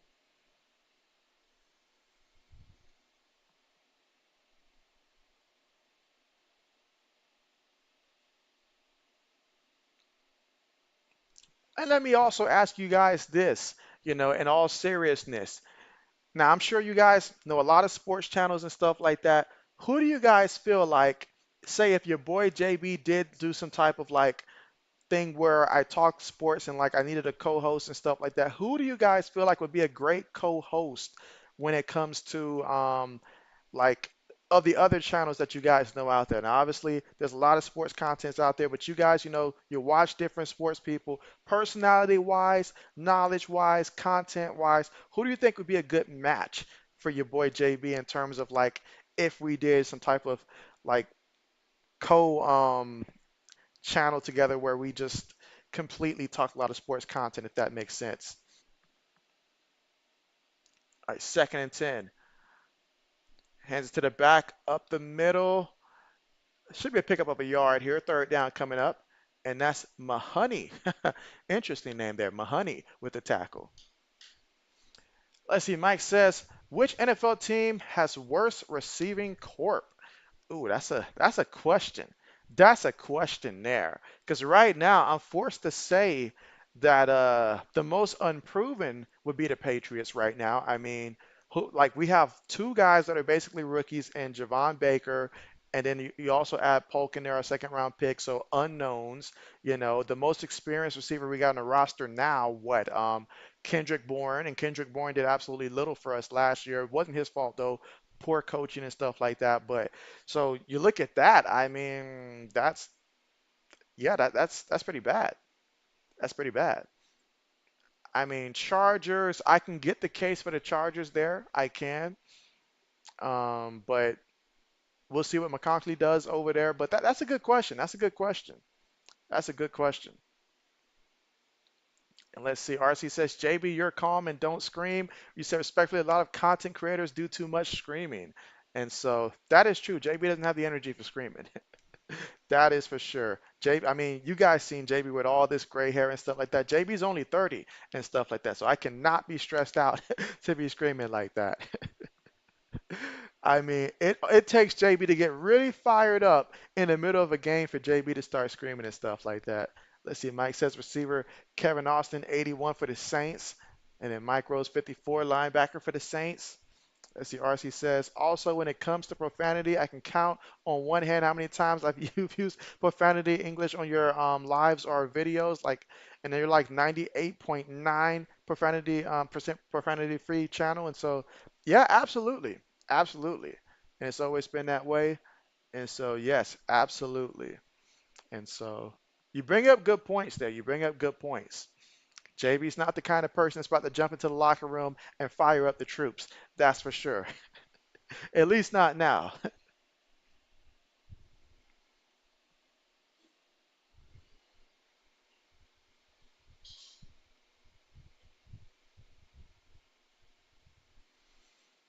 Let's see. Mike says, "Have we seen Kool-Aid?" And so I have not seen a Kool-Aid outing just yet. And so Laney, what's good? What's good? Laney says, "Hey JB, what's good? I seen your comment first today before I went live, and so appreciate that. How are you?" Oh wow, the Saints had a lot of transition happen on the offensive line from last season. All right, but 3rd and 9 here. Shotgun. Spencer throws it over the middle. Incomplete. Incomplete. And with that, they're going to have to, let's see, from the 34-yard line, come out with the field goal attempt. Again, 3rd quarter, 12 minutes and 12 seconds left to go. That was their opening drive of the 3rd quarter of the 2nd half. Braden says defense is in the 2nd half. Let's see. Mike says official Spencer Rattler super fans are us. Tell me this, Mike. Did you watch your boy Malik Willis for the Tennessee Titans and stuff like that? Did you watch him? I remember this channel was very adamant about Malik Willis back in the day when he was at Liberty. Meanwhile, field goal is good from 52 yards out. SM says, maybe JB, I can jump in and out because I'm updating my profile pic. And so, gotcha. I seen it and I was like, oh, wow. SM updated it. Okay. Okay. Well, you guys seen it here first on JB Nation. There it is. And let's see. RC says, some of my favorite content creators in sports. You say Jay Jordan, New York Liberty, FSN, Rising Rhino, JB, Braden Lee TV, Says TV, Sports Talk, Thomas Fitzpatrick, and they call me Jay. So there's a lot of Jays out there producing content. I do know that. A lot of Jays out there producing content. And so, but nice, nice. Let's see. Mike says, no, unfortunately. And so RC says, also, Quetta loves sports too. SM said, did you watch Mac Jones? I saw a couple highlights. I saw a couple highlights. Good for him. Good for him. You know, it seemed like he's out there having fun, getting completions. He seems like he's a little bit closer to where he was his rookie year, which for him is a compliment. It's a compliment. So I'm happy for him. You know, better situation, less pressure, more talent, better coaching, an actual offensive coordinator that knows what he's doing. Shocker. So good for him. Let him go there and compete. Good for him.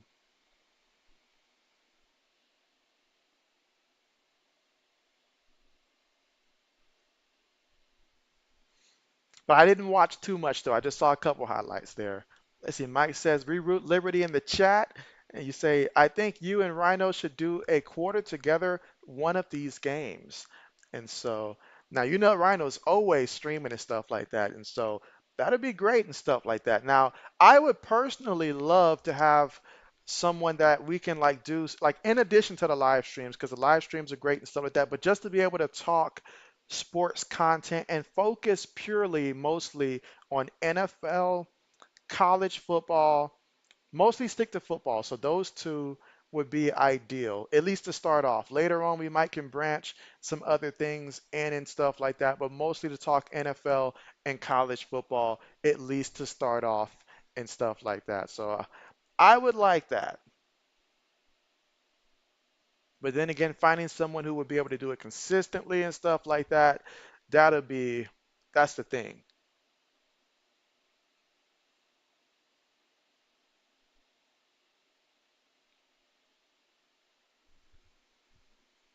Let's see. Mike says, have you seen Kirkland receiver 49ers or linebacker Jonathan Gavin?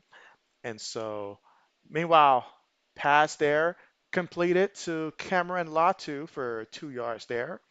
And they've got Allen in there at quarterback, Brandon Allen in there at quarterback. I believe, didn't you guys have Brandon Allen in there as like a backup last year, Mike, if I'm not mistaken, or maybe a year or two ago? I don't know why I feel like that was the case, but could be, could be. And let's see. RC says, JB, someone told me it's best to stay out of chat rooms and do your own content. Do you agree? Well, I tried a while back, just doing like another live stream with the sports blitz and stuff like that. And also, I've done some content in my earlier years with a few other people via friends and stuff like that, or either other channels. And there's a couple things that I noticed that really stood out. You guys know JB. I'll talk sports, I'll go back to you guys, but the play by play is a big part of what I do. So when I have a co host, we're struggling to figure out who says what when because do I just continue to do the play-by-play myself? If so, it's going to be a little bit awkward for them.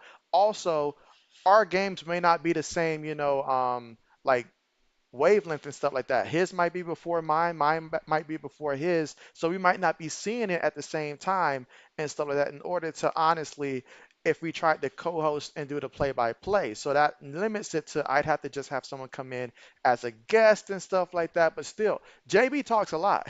JB talks throughout 80% of the stuff. So unless somebody just comes through on halftime and halftime only, there's not a lot that they can really add to my content in terms of me doing my play-by-plays and stuff like that. So it would have to be something outside of the play-by-plays if I were to have somebody else to join me. Now I have done other stuff with contents and stuff, but sometimes when I post videos that are super long, like upwards of 40 plus minutes, the audio for some reason keeps getting kicked out every time I try to upload it. And so that's a task in itself. So that's why I'm thinking to do a live stream that's not actually a play-by-play and then have somebody else do it then because then I can structure it in a different type of way, if that makes sense. So I would say it is best to do your own content. I mean, working with others is good as well, but your own content is great because think about it. When you both blow up, somebody's gonna have to take the credit here, and if there's ever a fallout and stuff like that, somebody's gonna be left with perhaps less and stuff like that. So that's how I see it. Meanwhile, second and 16 for the 49ers. Shotgun formation, three receivers, one tight end, one back. And right now, Allen is going to throw it, and it's going to be incomplete there. That's going to keep it third and long. He was intending to get that one to Tay Martin. All right, let's see. SM says, for real, Rhino's always grinding. Let's see. Mike says, Jay, we need to talk to Rhino about also streaming on Rumble and stuff like that. And so, okay, bet. You say Kyle. Okay, that was Kyle and not okay. So Kyle and Allen. Okay. That's right. That makes sense there. Okay. Laney says, good. How you been? You say you're visiting your dad. That's great. That's great. I hope he's doing well. And I am doing good. I mean, the only thing to be sad about is the fact that the weekend's coming to a close, but that just means we're getting closer and closer to college football and the NFL regular season. Meanwhile, Allen, oh, I don't know how he made that guy miss. I don't know how he made that guy miss, but what a play that was. What a play. Let's see. Mike says, my opinion, the sports blitz was kind of rough, but branching out the key to keep growing the channel and stuff like that. It is key. You say you make agreement who wants to call plays, then you just banter. You say you and Ode had good chemistry, and so Ode would definitely be someone that I would strongly consider and stuff like that. Whether it's the play-by-play or either other content and stuff like that. And I did slick think about it and stuff like that. I'm not sure like how much of a commitment that he wants to make to it and stuff like that. But I could certainly see that being the case because I know he does his research and stuff like that. And so he always knows what he's talking about, not just about the Patriots, but around the league and stuff like that. So that would certainly be a strong consideration. And we can always add another like third party to come in and come out, but at least to have one person consistently and stuff like that. And so that would be great. That would be great. That would be great because I want to test out aside from just the like live stream like my current live streams and just compare the two and see how that looks in terms of like the views and stuff like that, new subscribers and stuff like that, and just to be able to talk sports because I know sometimes I get off track when I'm doing play-by-plays and I'm talking about all kinds of sports and stuff. So I feel like it'd be a good idea to test it out. And then if it's doing so well to where it overlaps into the play-by-plays as well, that can work also. Let's see, RC says, JB, I'm very antisocial, so I seldomly commit to going to other people's shows.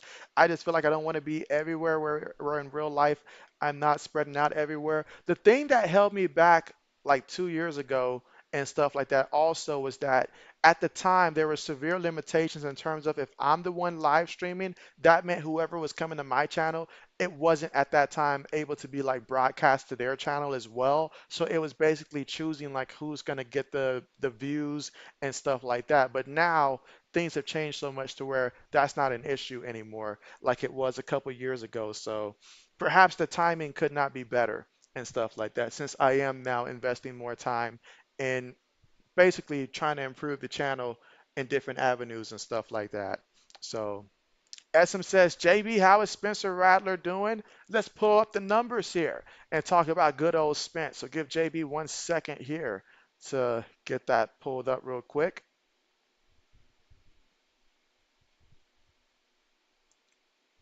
Talk about good old Spence. All right, so Spencer Rattler so far, 3 of 6 passing for 18 yards. He was sacked 1 time. And also on the ground, he's got 3 carries for 5 yards so far in this one. So has the Saints in general just haven't done a lot of passing today. So hopefully we'll get to see a larger sample size here of Spencer Rattler so far in this one, but just not that much passing so far for him. Part of that is that the 49ers are doing a good job with time of possession and stuff like that. That does play a big part in it. Let's see. Mike says he would be good if he would. You said it would be good if he would agree to let you do play-by-play, but talk when you ask him his thoughts. He was probably very knowledgeable as a side option. And you say Sports Blitz started okay, but he started losing it over losing. And so, yes, yes. And so I remember that because wasn't that the game that Christian McCaffrey actually got injured against? I want to say it was the Houston Texans on a Thursday night football game, I think a couple years ago when obviously when he was with the Carolina Panthers at that time. And so, yeah, and you say, bro, you're a Panthers fan, you should be it should be second nature. Braden says, I think Wilson got you your yards, and so say it so. Say it so. Let me look and see. Let me look and see. Wait a minute. Maybe they haven't updated it yet. How many yards does he have so far? This must have just happened, which, hey, I'm all cool with that if that's the case. All right, so Wilson, Wilson, Wilson. All right, so Wilson's got 31 yards, is it? Yeah, 31, at least what it's showing so far. I need him to get to 38, Braden. You got me excited there, but I need him to get to 38. He's at 31. So, but keep me updated if he does happen to get that. Did he have like a big run or something or a big catch?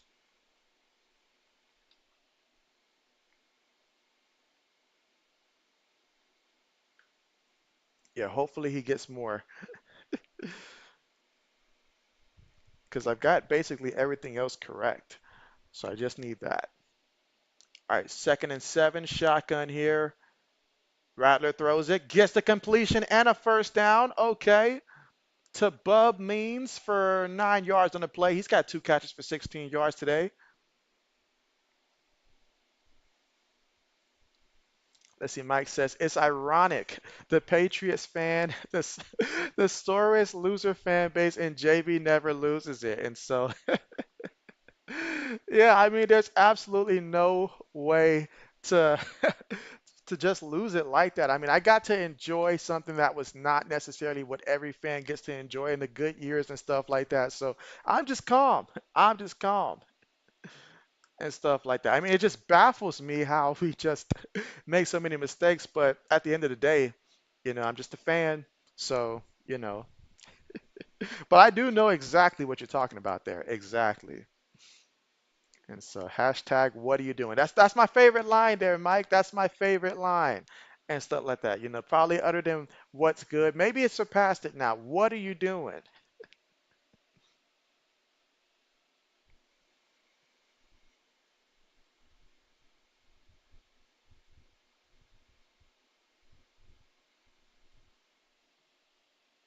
All right, here we go. 2nd and 6.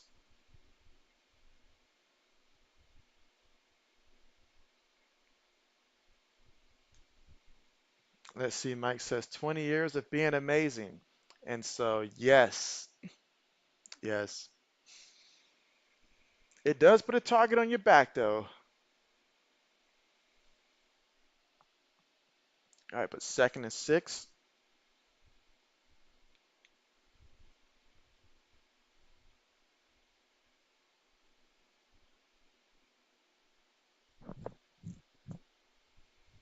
SM says, y'all were unbearable for 20 years. What do you mean, SM? I know that there's a strong dislike for our team and stuff like that. And if Kansas City keeps doing what they're doing, they're going to experience that as well. It's something that Patriot fans have gotten used to dealing with the hate. Alabama fans, because they were good for so long, they deal with the hate as well. And if Georgia continues to keep doing what they're doing, they will eventually get it and stuff like that. So that's how you know you did something right. You become hated. Let's see. Mike says Blitz may be used to prime cam, 4 million passing and 3 million rushing. All right, for their own 15, shotgun throws it, incomplete, incomplete. Wouldn't have got the first down either way. So incomplete, and the Saints will have to punt the ball. SM says it's wild to see how Belichick went out, LOL. And so, man, don't get JB started on Bill Belichick. Don't get JB started on Bill Belichick. I am so sad of how things went down for him and stuff like that, you know. So sad. Now, did he make mistakes? Heck yeah, he made mistakes. And sometimes you just, you know, like the game passes you by and stuff like that. But at the same time, we just we took on some bad deals. That's ultimately why I feel like Tom Brady left. Ultimately, because he realized we had no receivers for him and stuff like that, and the offensive line was just downgrading and stuff. But it was a mess. It was a mess. Like I remember us having Philip Dorsett running around going nowhere, no separation despite his speed and stuff like that, and just looking at the receiver roster like who can we actually use? We traded for Mohamed Sanu. The Falcons robbed us blind and stuff like that with that trade. Gave up a second round pick for a guy who couldn't get us two catches basically in a game and stuff like that. N'Keal Harry drafting him Nikhil Harry, really, and stuff like that. And then I forget that those tight ends that we had that were so forgettable after Gronk left and stuff like that. I remember thinking to myself, I could put some folding chairs out there and get the same production and all that because they were just bodies and stuff like that. Before we went and spent all that money on on what's that guy, that tight end Janu, who's with the Falcons now, Janu Smith and stuff like that, who just came in and robbed us as well. And so it was terrible. It was terrible. Let's see. Mike says, try to see it from their vantage point. If Brady was your quarterback and you were in his face, all the other fans too, in your face. And so I get it. Believe me, I get it and stuff like that. You know, I do. Because I remember dealing with Colts fans for Peyton Manning and stuff like that. Then all of a sudden, one day, they all left the whole Peyton Manning bandwagon. Then it was finally acknowledged of what Brady was doing, which Brady been doing it, but because Manning had better numbers and stuff like that, people were saying that Manning was better up until really Brady started winning the second half of those Super Bowl rings and stuff like that. But you got a point. You got a point. You have a point. I understand it, believe me. Mike says, in football, you leave the hero or play or coach long enough to become the washed up villain. And let's see, SM says Hunter Henry and the Titans tight end. And let's see, yeah. But even before we had them, there was a period where we had like some really bad tight ends and stuff like that. We even drafted two tight ends who both flopped and stuff like that. Again, so forgettable. I forget their names and stuff like that. Let's see. Mike says one more bad year of Burrow, and I'm really having to question how good he is. You said he was always Brady over Manning. Don't let Pop Brown hear you say that. But yes, I mean head to head, I mean it was pretty obvious. Now when Manning went to the Broncos and actually had a defense and stuff like that, things were very interesting during that time frame. All right, throws it, gets the completion.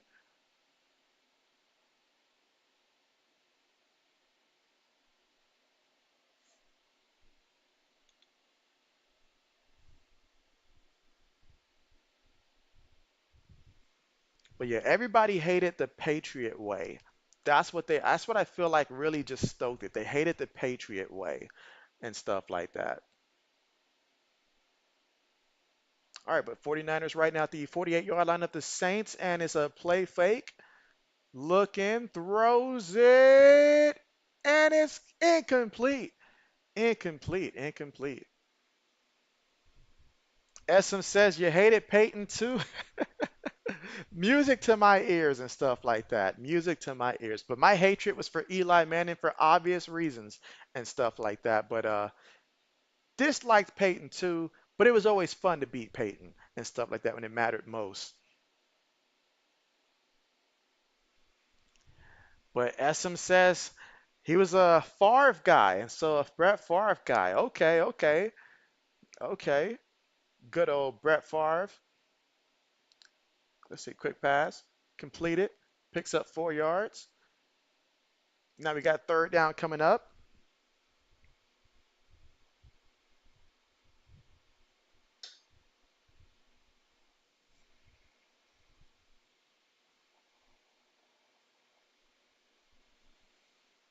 And Braden, I need Emmanuel Wilson to get me like 5 more yards. What is he waiting on, Braden? What is he waiting on? And you say the Packers get a safety. Let's see, Mike says, I like Favre in this game, but he was not too accomplished.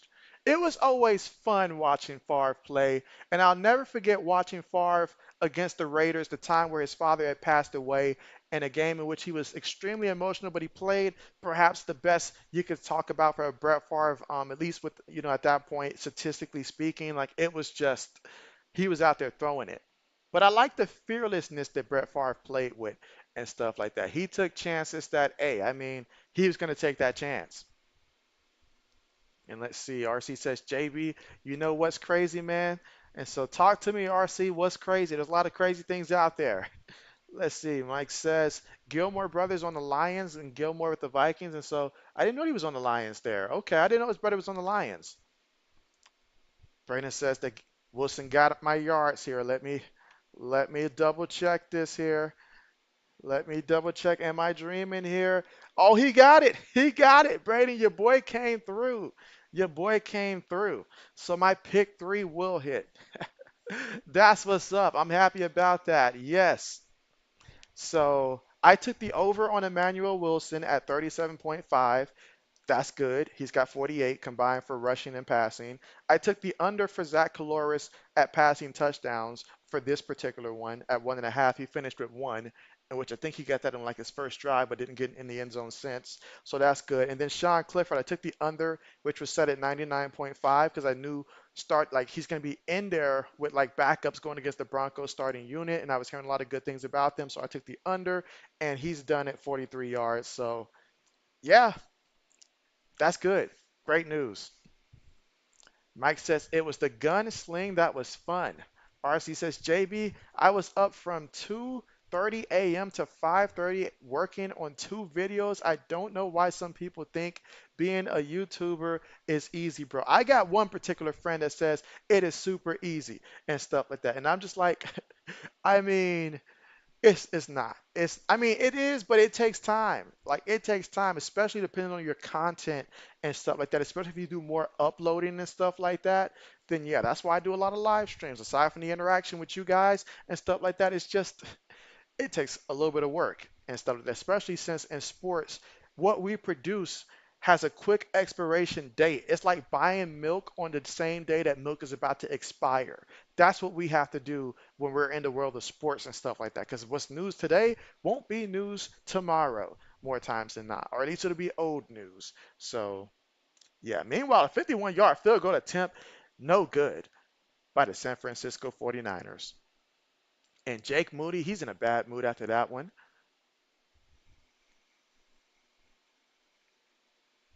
Let's see. Mike says someone called in to Bill's talk and asked about Juju. Really? If you guys want Juju? Oh wow, things must be really bad, like really, really bad. Let's see. Braden says, yeah, editing takes a lot of time, and so, oh yeah, editing does take a lot of time.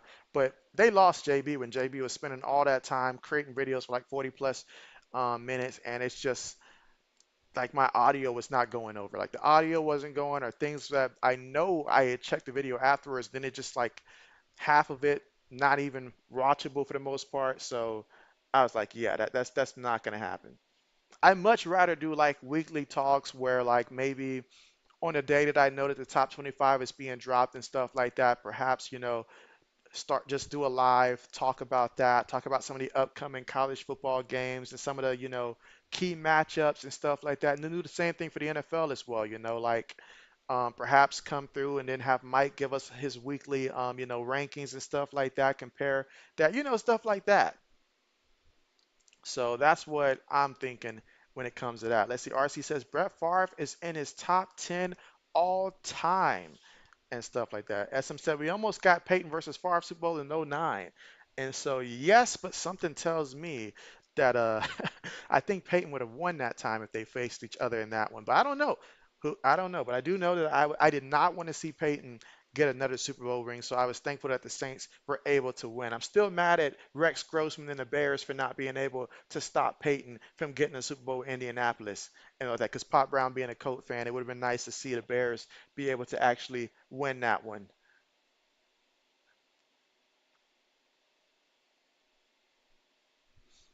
All right. 1 second here.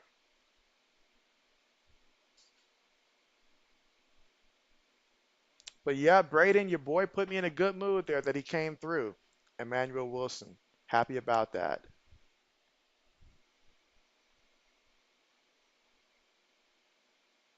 All right, so Mike says, what program do you edit with? And so, yeah, Mike, I was using Video. I haven't done it since the last time I've actually uploaded a video, which probably sometime last year. But yeah, I was using Video for my editing and stuff like that. At least for my sports editing and stuff like that.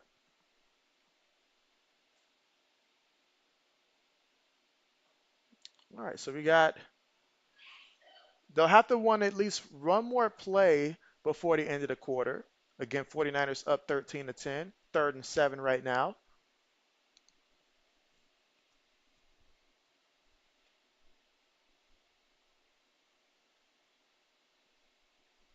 All right, here we go. Shotgun. Throws it. That's going to be incomplete. And so it's like we as in I'll go ahead and type it out there for your mic, but not like the we, but it's like we as in me and you, we and then video. That is what yeah, that is what I was using right there. And I'll go ahead and pin that one to the top there, top right now temporarily. But yes, I was using Video to do my editing on that one.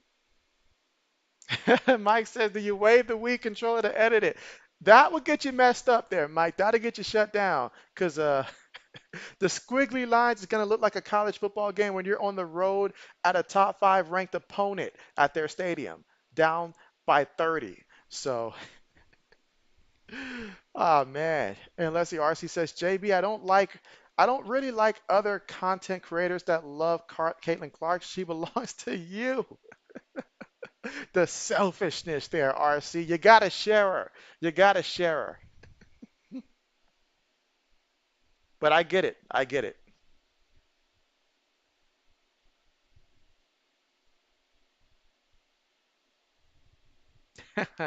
Oh, believe me, I get it.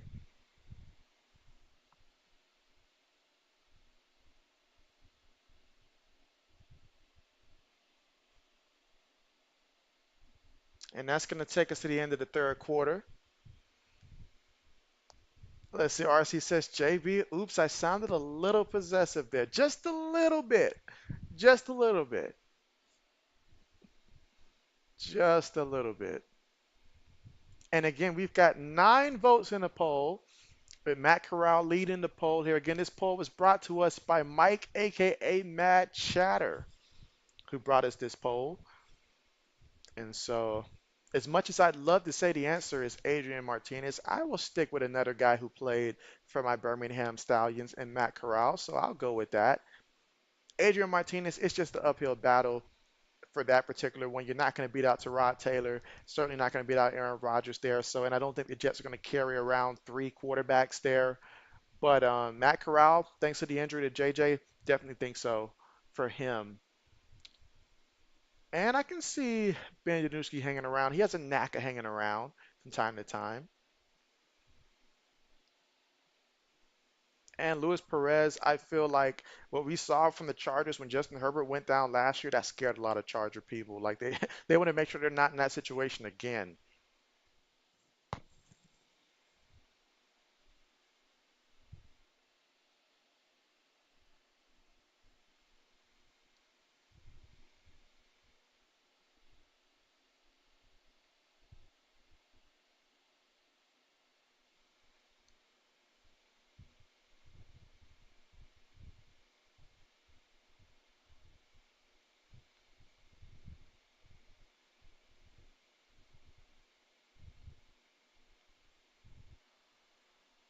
Let's see. Mike says, I did not realize our guy got Jay Smith got hurt bad 2 years ago. And so, well, let's see. RC says, wait, Matt Golden Corral. In all my years, RC, how did I not think of that? Matt Golden Corral would have been the perfect nickname for him and stuff like that. It would have been perfect. Just like I nicknamed our guy Spencer Rattler in college the Colonel. And so, man, or was it another quarterback I used to call the Colonel? I feel like there was a guy for Oklahoma State. I can't remember. But man, he said poor hernia. And so he is more of a coach now. He wants to go into coaching.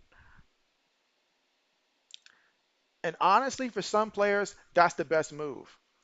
SM says that he hopes that Luis Perez makes it. The dude deserves to finally make a team for all the work he's put in. And so, yes, I would personally like to see him on the Chargers as well. I would. Provide that depth there. And then, just be ready. Any situation gets called, And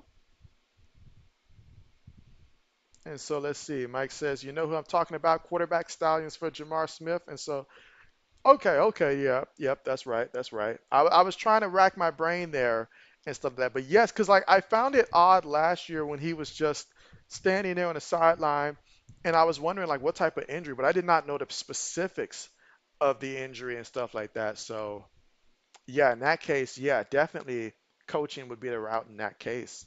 And so I honestly had never knew the specifics to his injury. I just knew that whatever it was, it had to be bad for him to not be back out there. I miss having him out there. I wish he was still quarterbacking for us and stuff like that. I really do.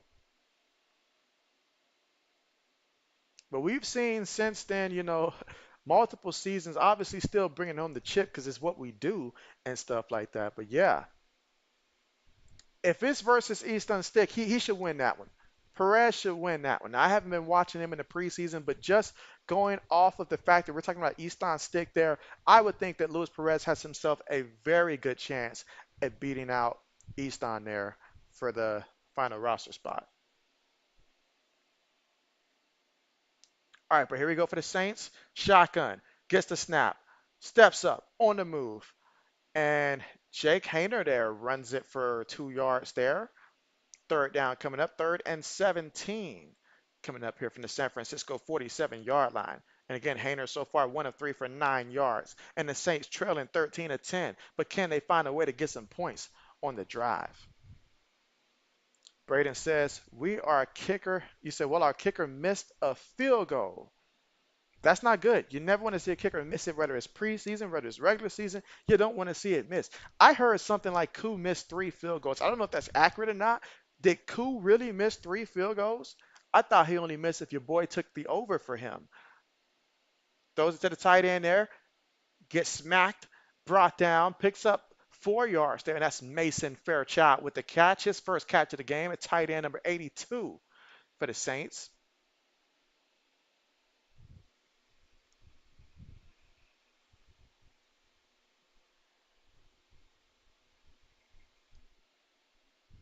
All right, but we got a couple opportunities here to where RC, how would you feel about being a mod, RC, and joining Braden and Old Man on the mod squad?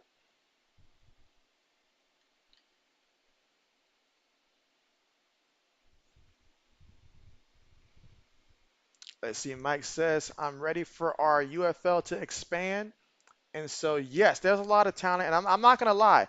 Michael Bethel Thompson, I'm watching him with the Elks and stuff like that. Got off to a good start this year, but he definitely misses the UFL. There's no doubt about it. He got benched in favor of Trey Ford just because of his defense fault, really, for the most part, because the Elks defense were not that good. They're on a 3-game win streak now, so things are better and stuff like that. But I know he misses the UFL and stuff like that. His skill set is best for the UFL in comparison to the Canadian Football League. So I would like to see some more teams there because guys like him certainly do offer an opportunity there. So that'd be great. Mike says you say Atlanta teams. Now that'd be great. That'd be great. Let us name it. Let us name that team.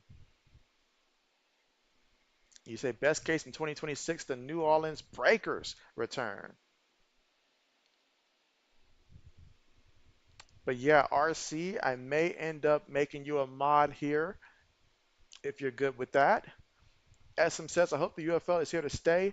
That Army story was crazy though. And so, oh, SM, I was flabbergasted. I was flabbergasted. I mean, because first of all, that's tough. That's tough because obviously you would think that at least a couple people would have signed up through it and stuff. So I get their point of view certainly, but at the same time, like they did keep their agreement and stuff like that. And every time I looked, they were promoting it. It wasn't like they wasn't promoting it. Every time they looked, they were promoting it. So unless you have in there that we need to like specifically recruit X amount of people and stuff like that in order for it to be valid, they did do their part, technically they did do their part. But I'm still flabbergasted, like, you know. So Mike says, Bethel, why you leave? You said, oh, money come back. If you're super old, so what? And so, yes, I felt really bad for him because I mean, he was out there throwing really good for the Elks, but then, season goes on. He had no support from the running game at that time, but then Trey Ford comes in, and obviously Trey Ford is a scrambler, so he can run and stuff like that, and then that helps. They had Javon Leak back there in the backfield as well, so yeah, so I'm looking around. I'm like, oh, this Elks is a different team, but it just was a bad hand given to Bethel Thompson. So if we get more UFL teams, he'll definitely be one of those quarterbacks to get the call, and you best believe he'll come back because this man wants to play till he's 50 and stuff like that. So I know he's up there, but yes,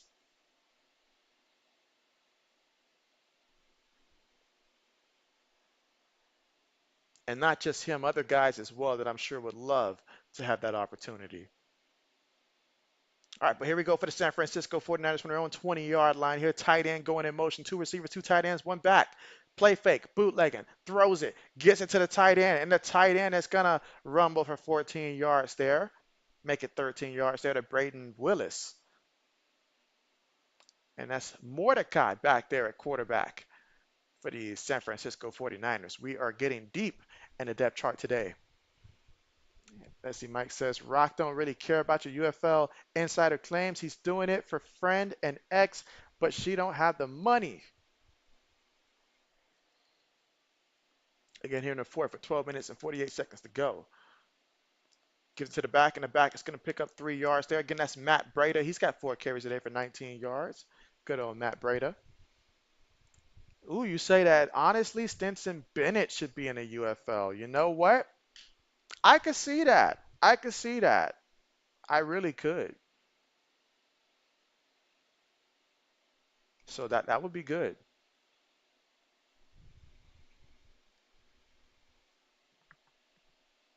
All right, 2nd and 7. Quarterback up under center here again. Multiple tight ends again. Drops back 3 steps, throws it, completed. Tight end has the first. All right, he takes it to about that 45-yard line in San Francisco here with 12 minutes to go here in the fourth against San Francisco is up 13-10.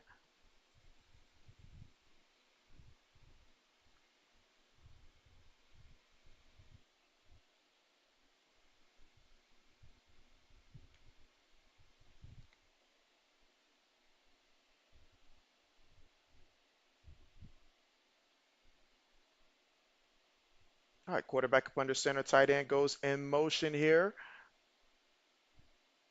Runs it to the right side. Picks up a yard. Matt Breda's got 5 carries for 20 yards here. Good old Matt Breda comes in with a good amount of experience here. He's certainly a running back who has been implemented into a couple systems and has seen some success throughout his career.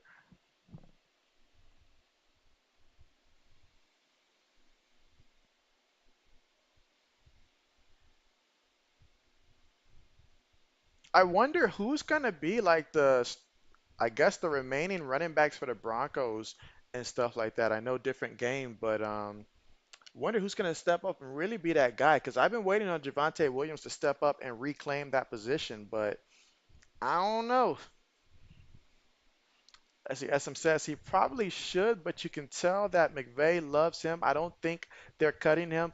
Doesn't it feel that way, SM, where it's like he's getting and I know you guys are gonna hate this one, but I feel like he's getting the Nate Peterman treatment where he does the minimum, but he's getting applauded and patted on the back because he's a likable person and just they want to see him succeed so badly. I believe you're 100% correct with that, SM, to where he's he's there because they like him. They like him. That's why he's there. I've seen teams do it. Heck, I seen Bill Belichick give Devontae Parker a 3-year extension when I was thinking he should have cut the man on the spot and stuff like that. But luckily we still cut him afterwards. But some of these coaches is about likability. A guy who's going to go in there, not complain, and just do their job. Although some of them are not that good at doing their job, to be honest. But still, I tell you what, these iPads, they will die on you in a second. My iPad is on its last leg. But 9 minutes and 40 seconds left to go here in the fourth. 49ers lined up at the 45-yard line of the Saints. Play fake, looking, throws it over the middle, and oh, look at that. The receiver tipped it to himself there.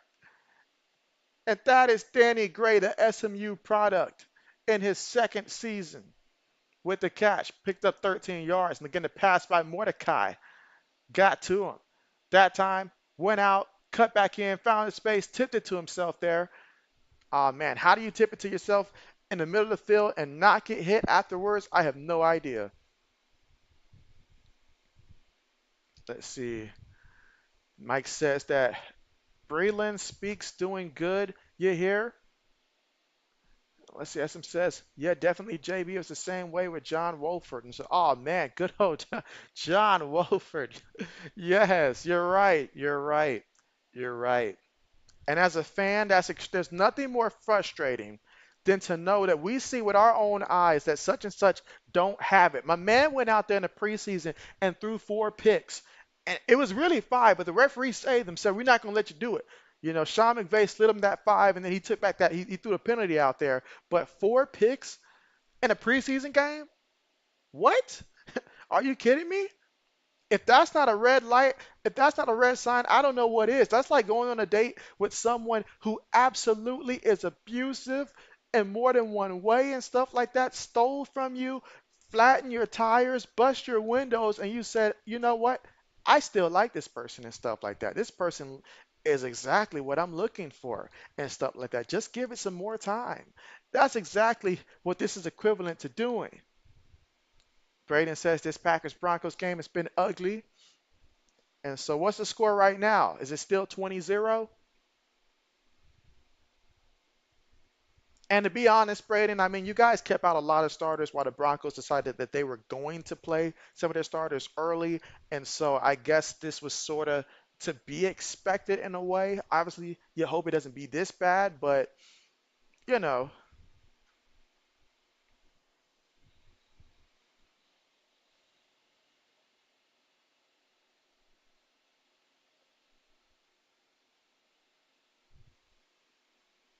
20-2. Okay, okay, okay. That's right. You did say they got a safety. My iPad's just not refreshing for some reason.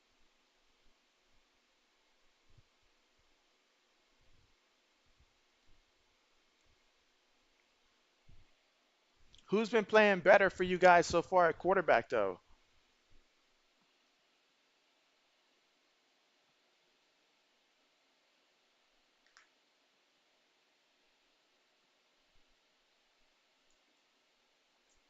And again, we're currently right now at the commercial here. Oh, that's it. JB's iPad is about to die. So let's see if I can resurrect this iPad or not.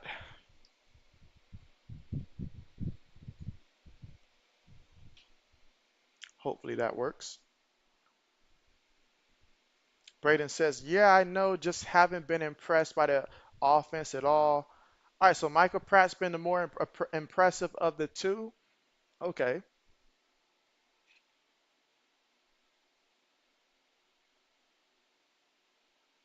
You guys can always pick up, Bailey Zappe, It's not going to take much to trade for him. Just throwing that out there.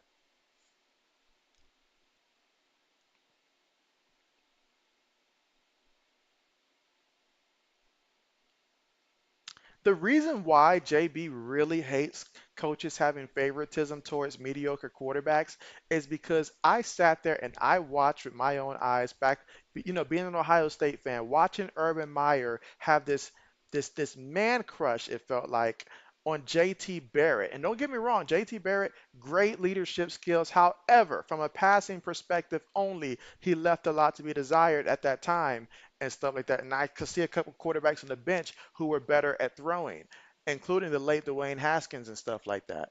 So that's where me and Urban had our biggest divide and stuff like that. Because I was like, come on.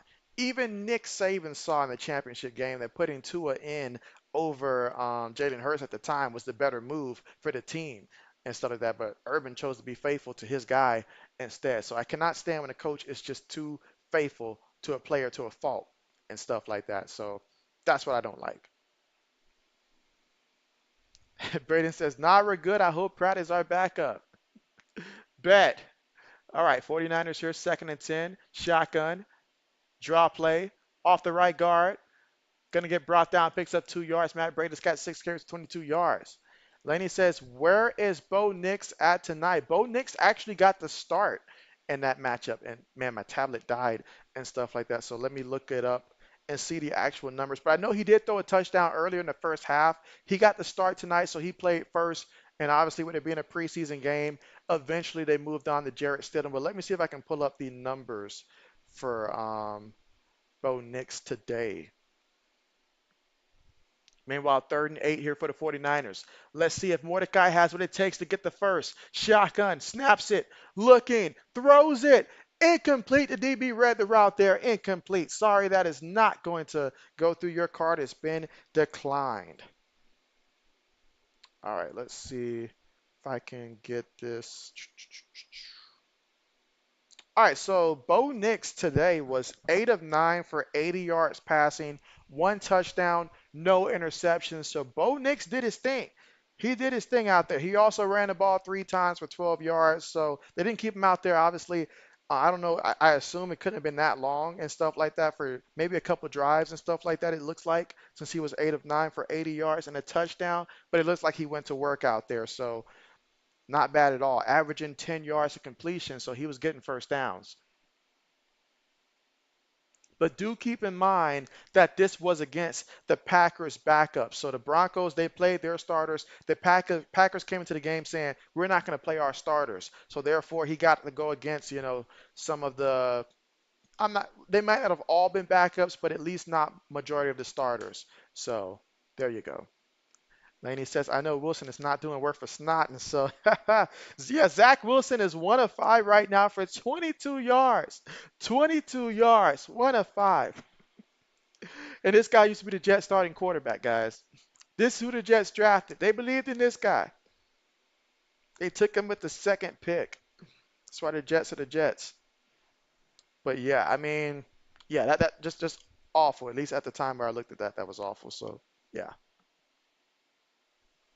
absolutely. All right, Braden says it's now 27-2.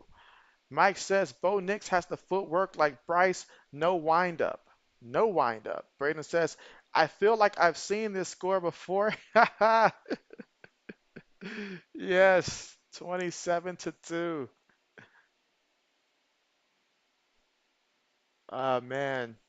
And again, we're currently right now at the commercial. But 49ers, they're up 16-10 here in the fourth. 7 minutes and 2 seconds to go.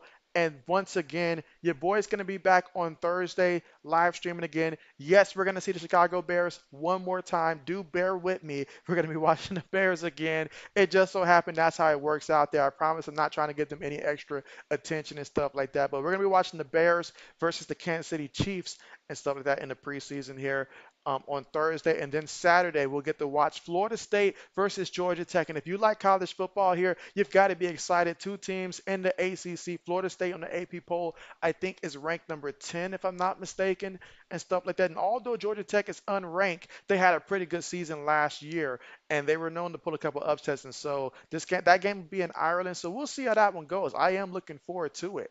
And let's see, Mike says, are Bojango wings good? And so well, your boy would know. I say they're good. They're good. Yeah, they're good. Are they the best ever? JB would not say that, but they're good because Bo knows. Laney says, thanks for the info on Bo. Absolutely. More than happy to provide that.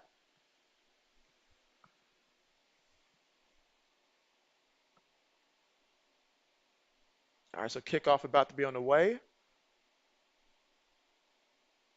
And Saturday, JB might possibly do a doubleheader. I'll set up the first stream there, but I will make that decision after our stream on Saturday. And if we get a lot of people to show up and stuff like that, then I'll see about also streaming the Nevada and SMU game if there's a lot of interest that shows up for the first game to where it's like, okay, like they want more, then I'll try to do that. Again, JB trying to find ways to, make up for the times that your boy had to take some time away. So we'll see about that. So again, that will just be determined the day of and stuff like that.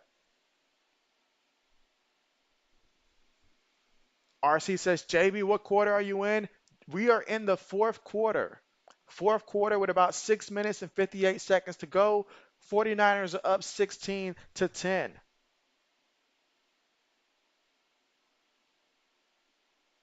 All right, here we go. Quarterback up under center, three receivers, one tight end, one back in the backfield from their own 15-yard line.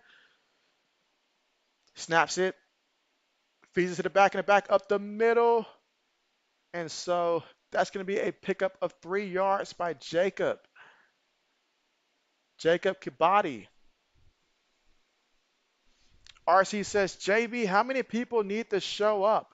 And so it needs to be more than what I see on Thursday. Ideally, since it's the first, like, if it's since it's the first college football game, I would need to see I say upwards of 300 views, or either we reach like at least reach 20 likes or more than 300 views and stuff like that. Ideally, one of those two would be a key factor for me to know, like, okay, so that is it's going to be worth it and stuff like that. So, but again, it could be a little bit less, but if I see that it's just a lot of interest and stuff like that, then that might be enough right there. So, let's see. Mike says conferences changed, and so has the playoffs expanded? Yes, to the college football expanding to 12 teams and stuff like that. And yes, a lot of changes for the conferences, Mike. College football, as we knew it before, has drastically changed and stuff like that. And so, I mean, just going off the top of my head, obviously for the SEC, we know that now Texas and Oklahoma, they're now officially a part of the SEC conference now and stuff like that. For the Big Ten, we've added Washington. We've added Oregon to the mix. We've added USC to the mix. And we've also added UCLA to the mix as well. So four teams added to the Big Ten conference. So yes, college football as we know it is completely different. And what I'll try to do is I'll probably go ahead and try to set up some time where me and Ode probably I'll ask Ode what days work for him, and maybe we can give a college football preview. That'd be a good first stream for the two of us to collab. And again, I gotta speak with Ode first and see how he feels about that as well.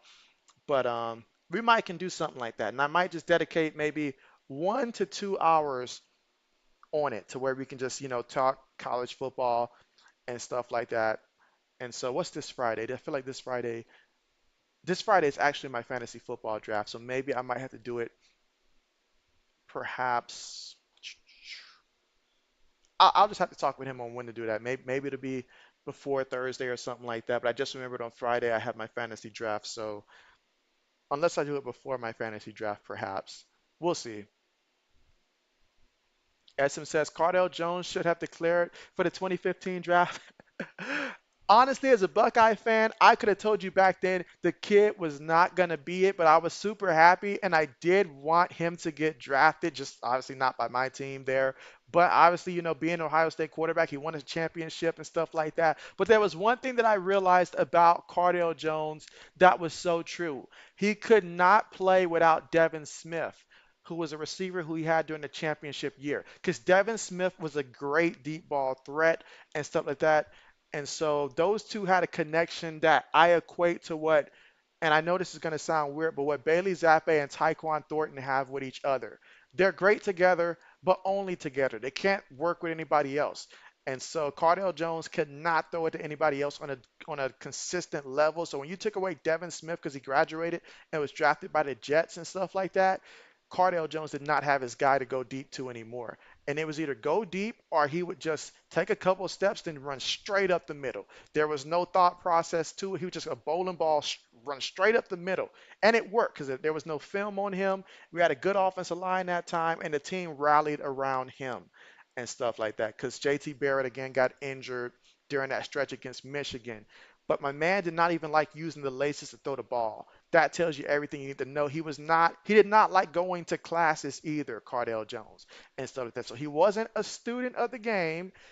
He had flawed fundamentals, and he was a one read show. So, but it worked. It worked that 1 year. It did.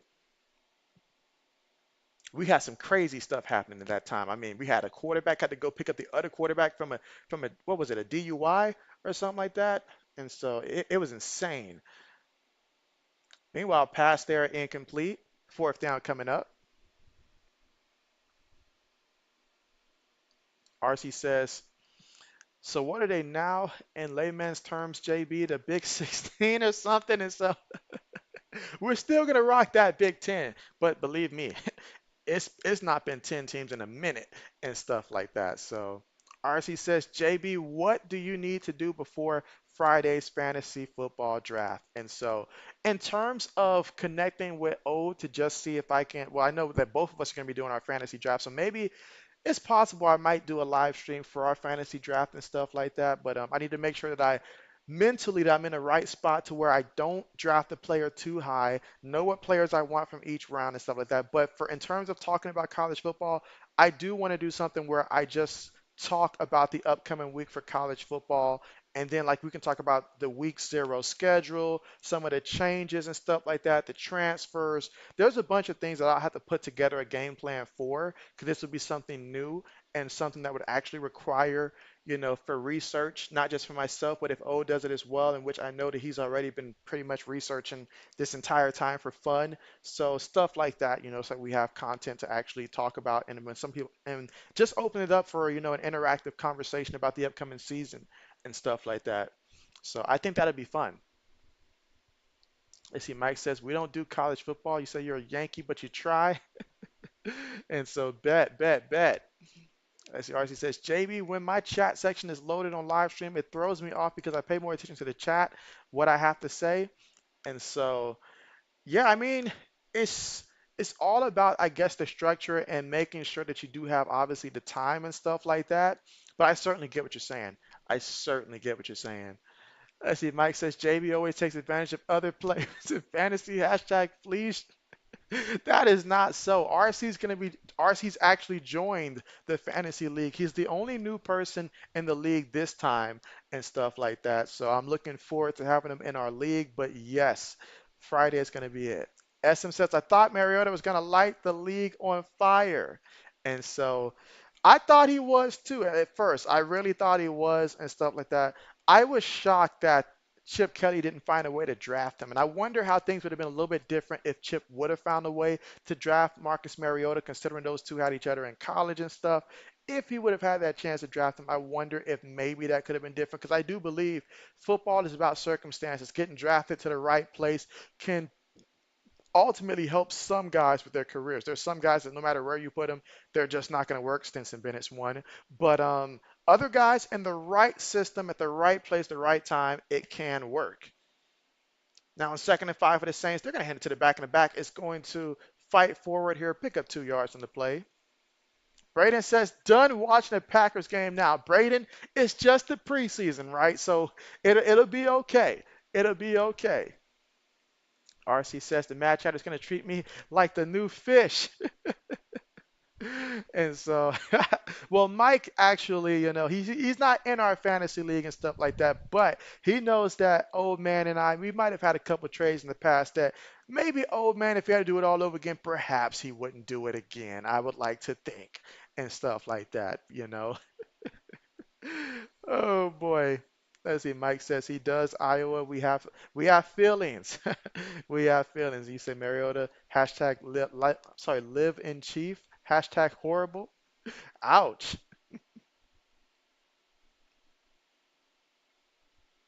All right, but 3rd and 15. It's 49ers defense still playing hard. And again, for a lot of these guys here, trying to make a roster here and also show that, hey, we can do some things if given an opportunity. RC says, JB knows I know the bare minimum. I think what I'll do is find an extensive fantasy football tutorial and watch that tonight. I sent you a couple videos to help get you started, RC. I would recommend, since we're using the Yahoo Fantasy app, the most important thing you need to know right now is how the draft works. So on draft day, you're not doing like Enzo did last year, where he was calling me on the phone saying, JB, I can't make my picks, man. Like he couldn't navigate it and stuff like that. So it's just good to get a couple mocks so that way you can actually get the feel of, you knowing what to do. So on the actual day when you're worried about who you want to pick, you don't have to worry about, because you're only going to have like, how much time do I think everybody has 1 minute to make their pick. And there's 16 people in my fantasy league, which is why I have to cut it down to a minute, because there's 16 people. So you got to be ready. You got to be on it. Don't do like Carmichael did last time, where he actually drafted Najee Harris fourth overall because that was the highest guy he had in his queue. He's a Steelers fan, and so he mistakenly says it was a mistake, took Najee Harris with the fourth overall pick. And so there were some serious ramifications for that for his fantasy team, as you can imagine. RC says, I have Drew Brees in my top five. And so statistically speaking, he's up there. Mike says, oh, be like, we don't, we both don't like Allen, right? JB be like, yeah, these things give them to me for Juju. That is it. I mean, logic has to come in at some point, right, Mike? Oh man, I remember that. Yes, he preferred Mac Jones. He thought Mac Jones was going to step it up, and so I was like, you know what? Yeah, I'll take him off your hands. Sure, I'll do it. Why not? Why not? Braden says, I don't know if that was a mistake, JV, and so I'm saying the same, but he says it, so allegedly it was a mistake. Meanwhile, passing to the end zone there to A.T. Perry, the former Wake Forest receiver, but incomplete. Man, RC says locked and loaded, huh? LOL. Let's see. RC says JB sounds like a train wreck waiting to happen for me. RC says Braden save me. SM says JB, where do you rank Dan Marino? And so, ooh, Dan Marino. Honestly, for JB, and this is a very, very, very good question here, because I have Marino, I have Peyton Manning, just about in that same thing, and I feel like if Dan Marino played with the rules that we have now, Dan Marino would have been even better and stuff like that. So for me, Dan Marino, and I got to think about this before I say this out there, but I want to say for me, Dan Marino is definitely probably, is he number five on my passer? I feel like he's got to be five for me, like number five, I believe. But I'm trying to think to make sure I don't overlook someone, because from time to time JB will overlook someone. But I feel like he's definitely in that top five, like closer to that five spot, or at least in that five range, give or take. So that's kind of where I have him, because pure passer. Pure passer. Sure, he didn't go out there and have the Joe Montana type of career where it's like multiple Super Bowls. Obviously, wasn't a Tom Brady with that either. But I understand his role, and definitely, I feel like I put him in that top five. RC says, JB, are you suggesting I do mocks? LOL, okay, bet. RC, I do at least 3 to 5 mocks a day and stuff like that. At least 3 to 5 a day, because you never know how things are going to play out. And you have to be able to adjust on the spot if somebody takes the player that you were aiming for when it comes to fantasy football. And you have to understand who's a guy that a lot of people might be high on, but realistically, like you have to be able to see, like, hey, this person is probably not someone that's going to, be a good pick for me and stuff like that. So you got to be able to see, because you can't just go off the board where the board says, okay, this is the best player available. They may not really be the best player available. It's just how they rank the players and stuff like that. So being able to have for yourself with confidence, like, okay, these are the guys that I really feel like can make a difference and stuff like that for me and stuff like that. High value guys and stuff. Perhaps they don't have to compete with carries, whereas another guy at that spot is competing for carries, and who knows, the coach might just start to, give the other guy more carries and stuff like that. There's a lot of things to consider when it comes to fantasy football. So, meanwhile, this game is a wrap. It is a wrap. 49ers did win this one. Got sidetracked towards the end there, guys. My bad about that one, but the 49ers did win this one 16 to 10. So, RC says, JB, do you always get the first pick? And so JB has never had the first pick. Me and Braden, we're usually picking towards the back because I do it based upon how you finish in the regular season and stuff like that. So I'm trying to remember where your guy finished, but you should be picking, I think, in the top five. I gotta check that out and then let you know next time where you'll be picking from specifically and all like that. I can, matter of fact, look that up and then let you know in a little bit. But yeah, yeah, I'm gonna let you know what spot you'll be picking from because everybody else knows where they're gonna be picking from. But no, JB does not. I don't like picking first. I don't like picking first because we do a snake. So if you pick first in the first round, the second round you'll be later. Braden says, "Good night, JB. Great stream." I appreciate that, Braden. And as always, I appreciate you guys for showing up. Thanks again. And so, yeah, you go ahead and take care. Everybody have a good start to the week. And let's see. RC says, salute, another awesome stream. Thank you so much for coming through. I appreciate it. You take care, RC. Get those mock drafts going. But yes, Mike, Braden, RC, SM, Laney, everybody, thank you guys so much for coming through. And if I missed you, I apologize about that as well. But thanks again for coming through. You guys take care. See you guys next time.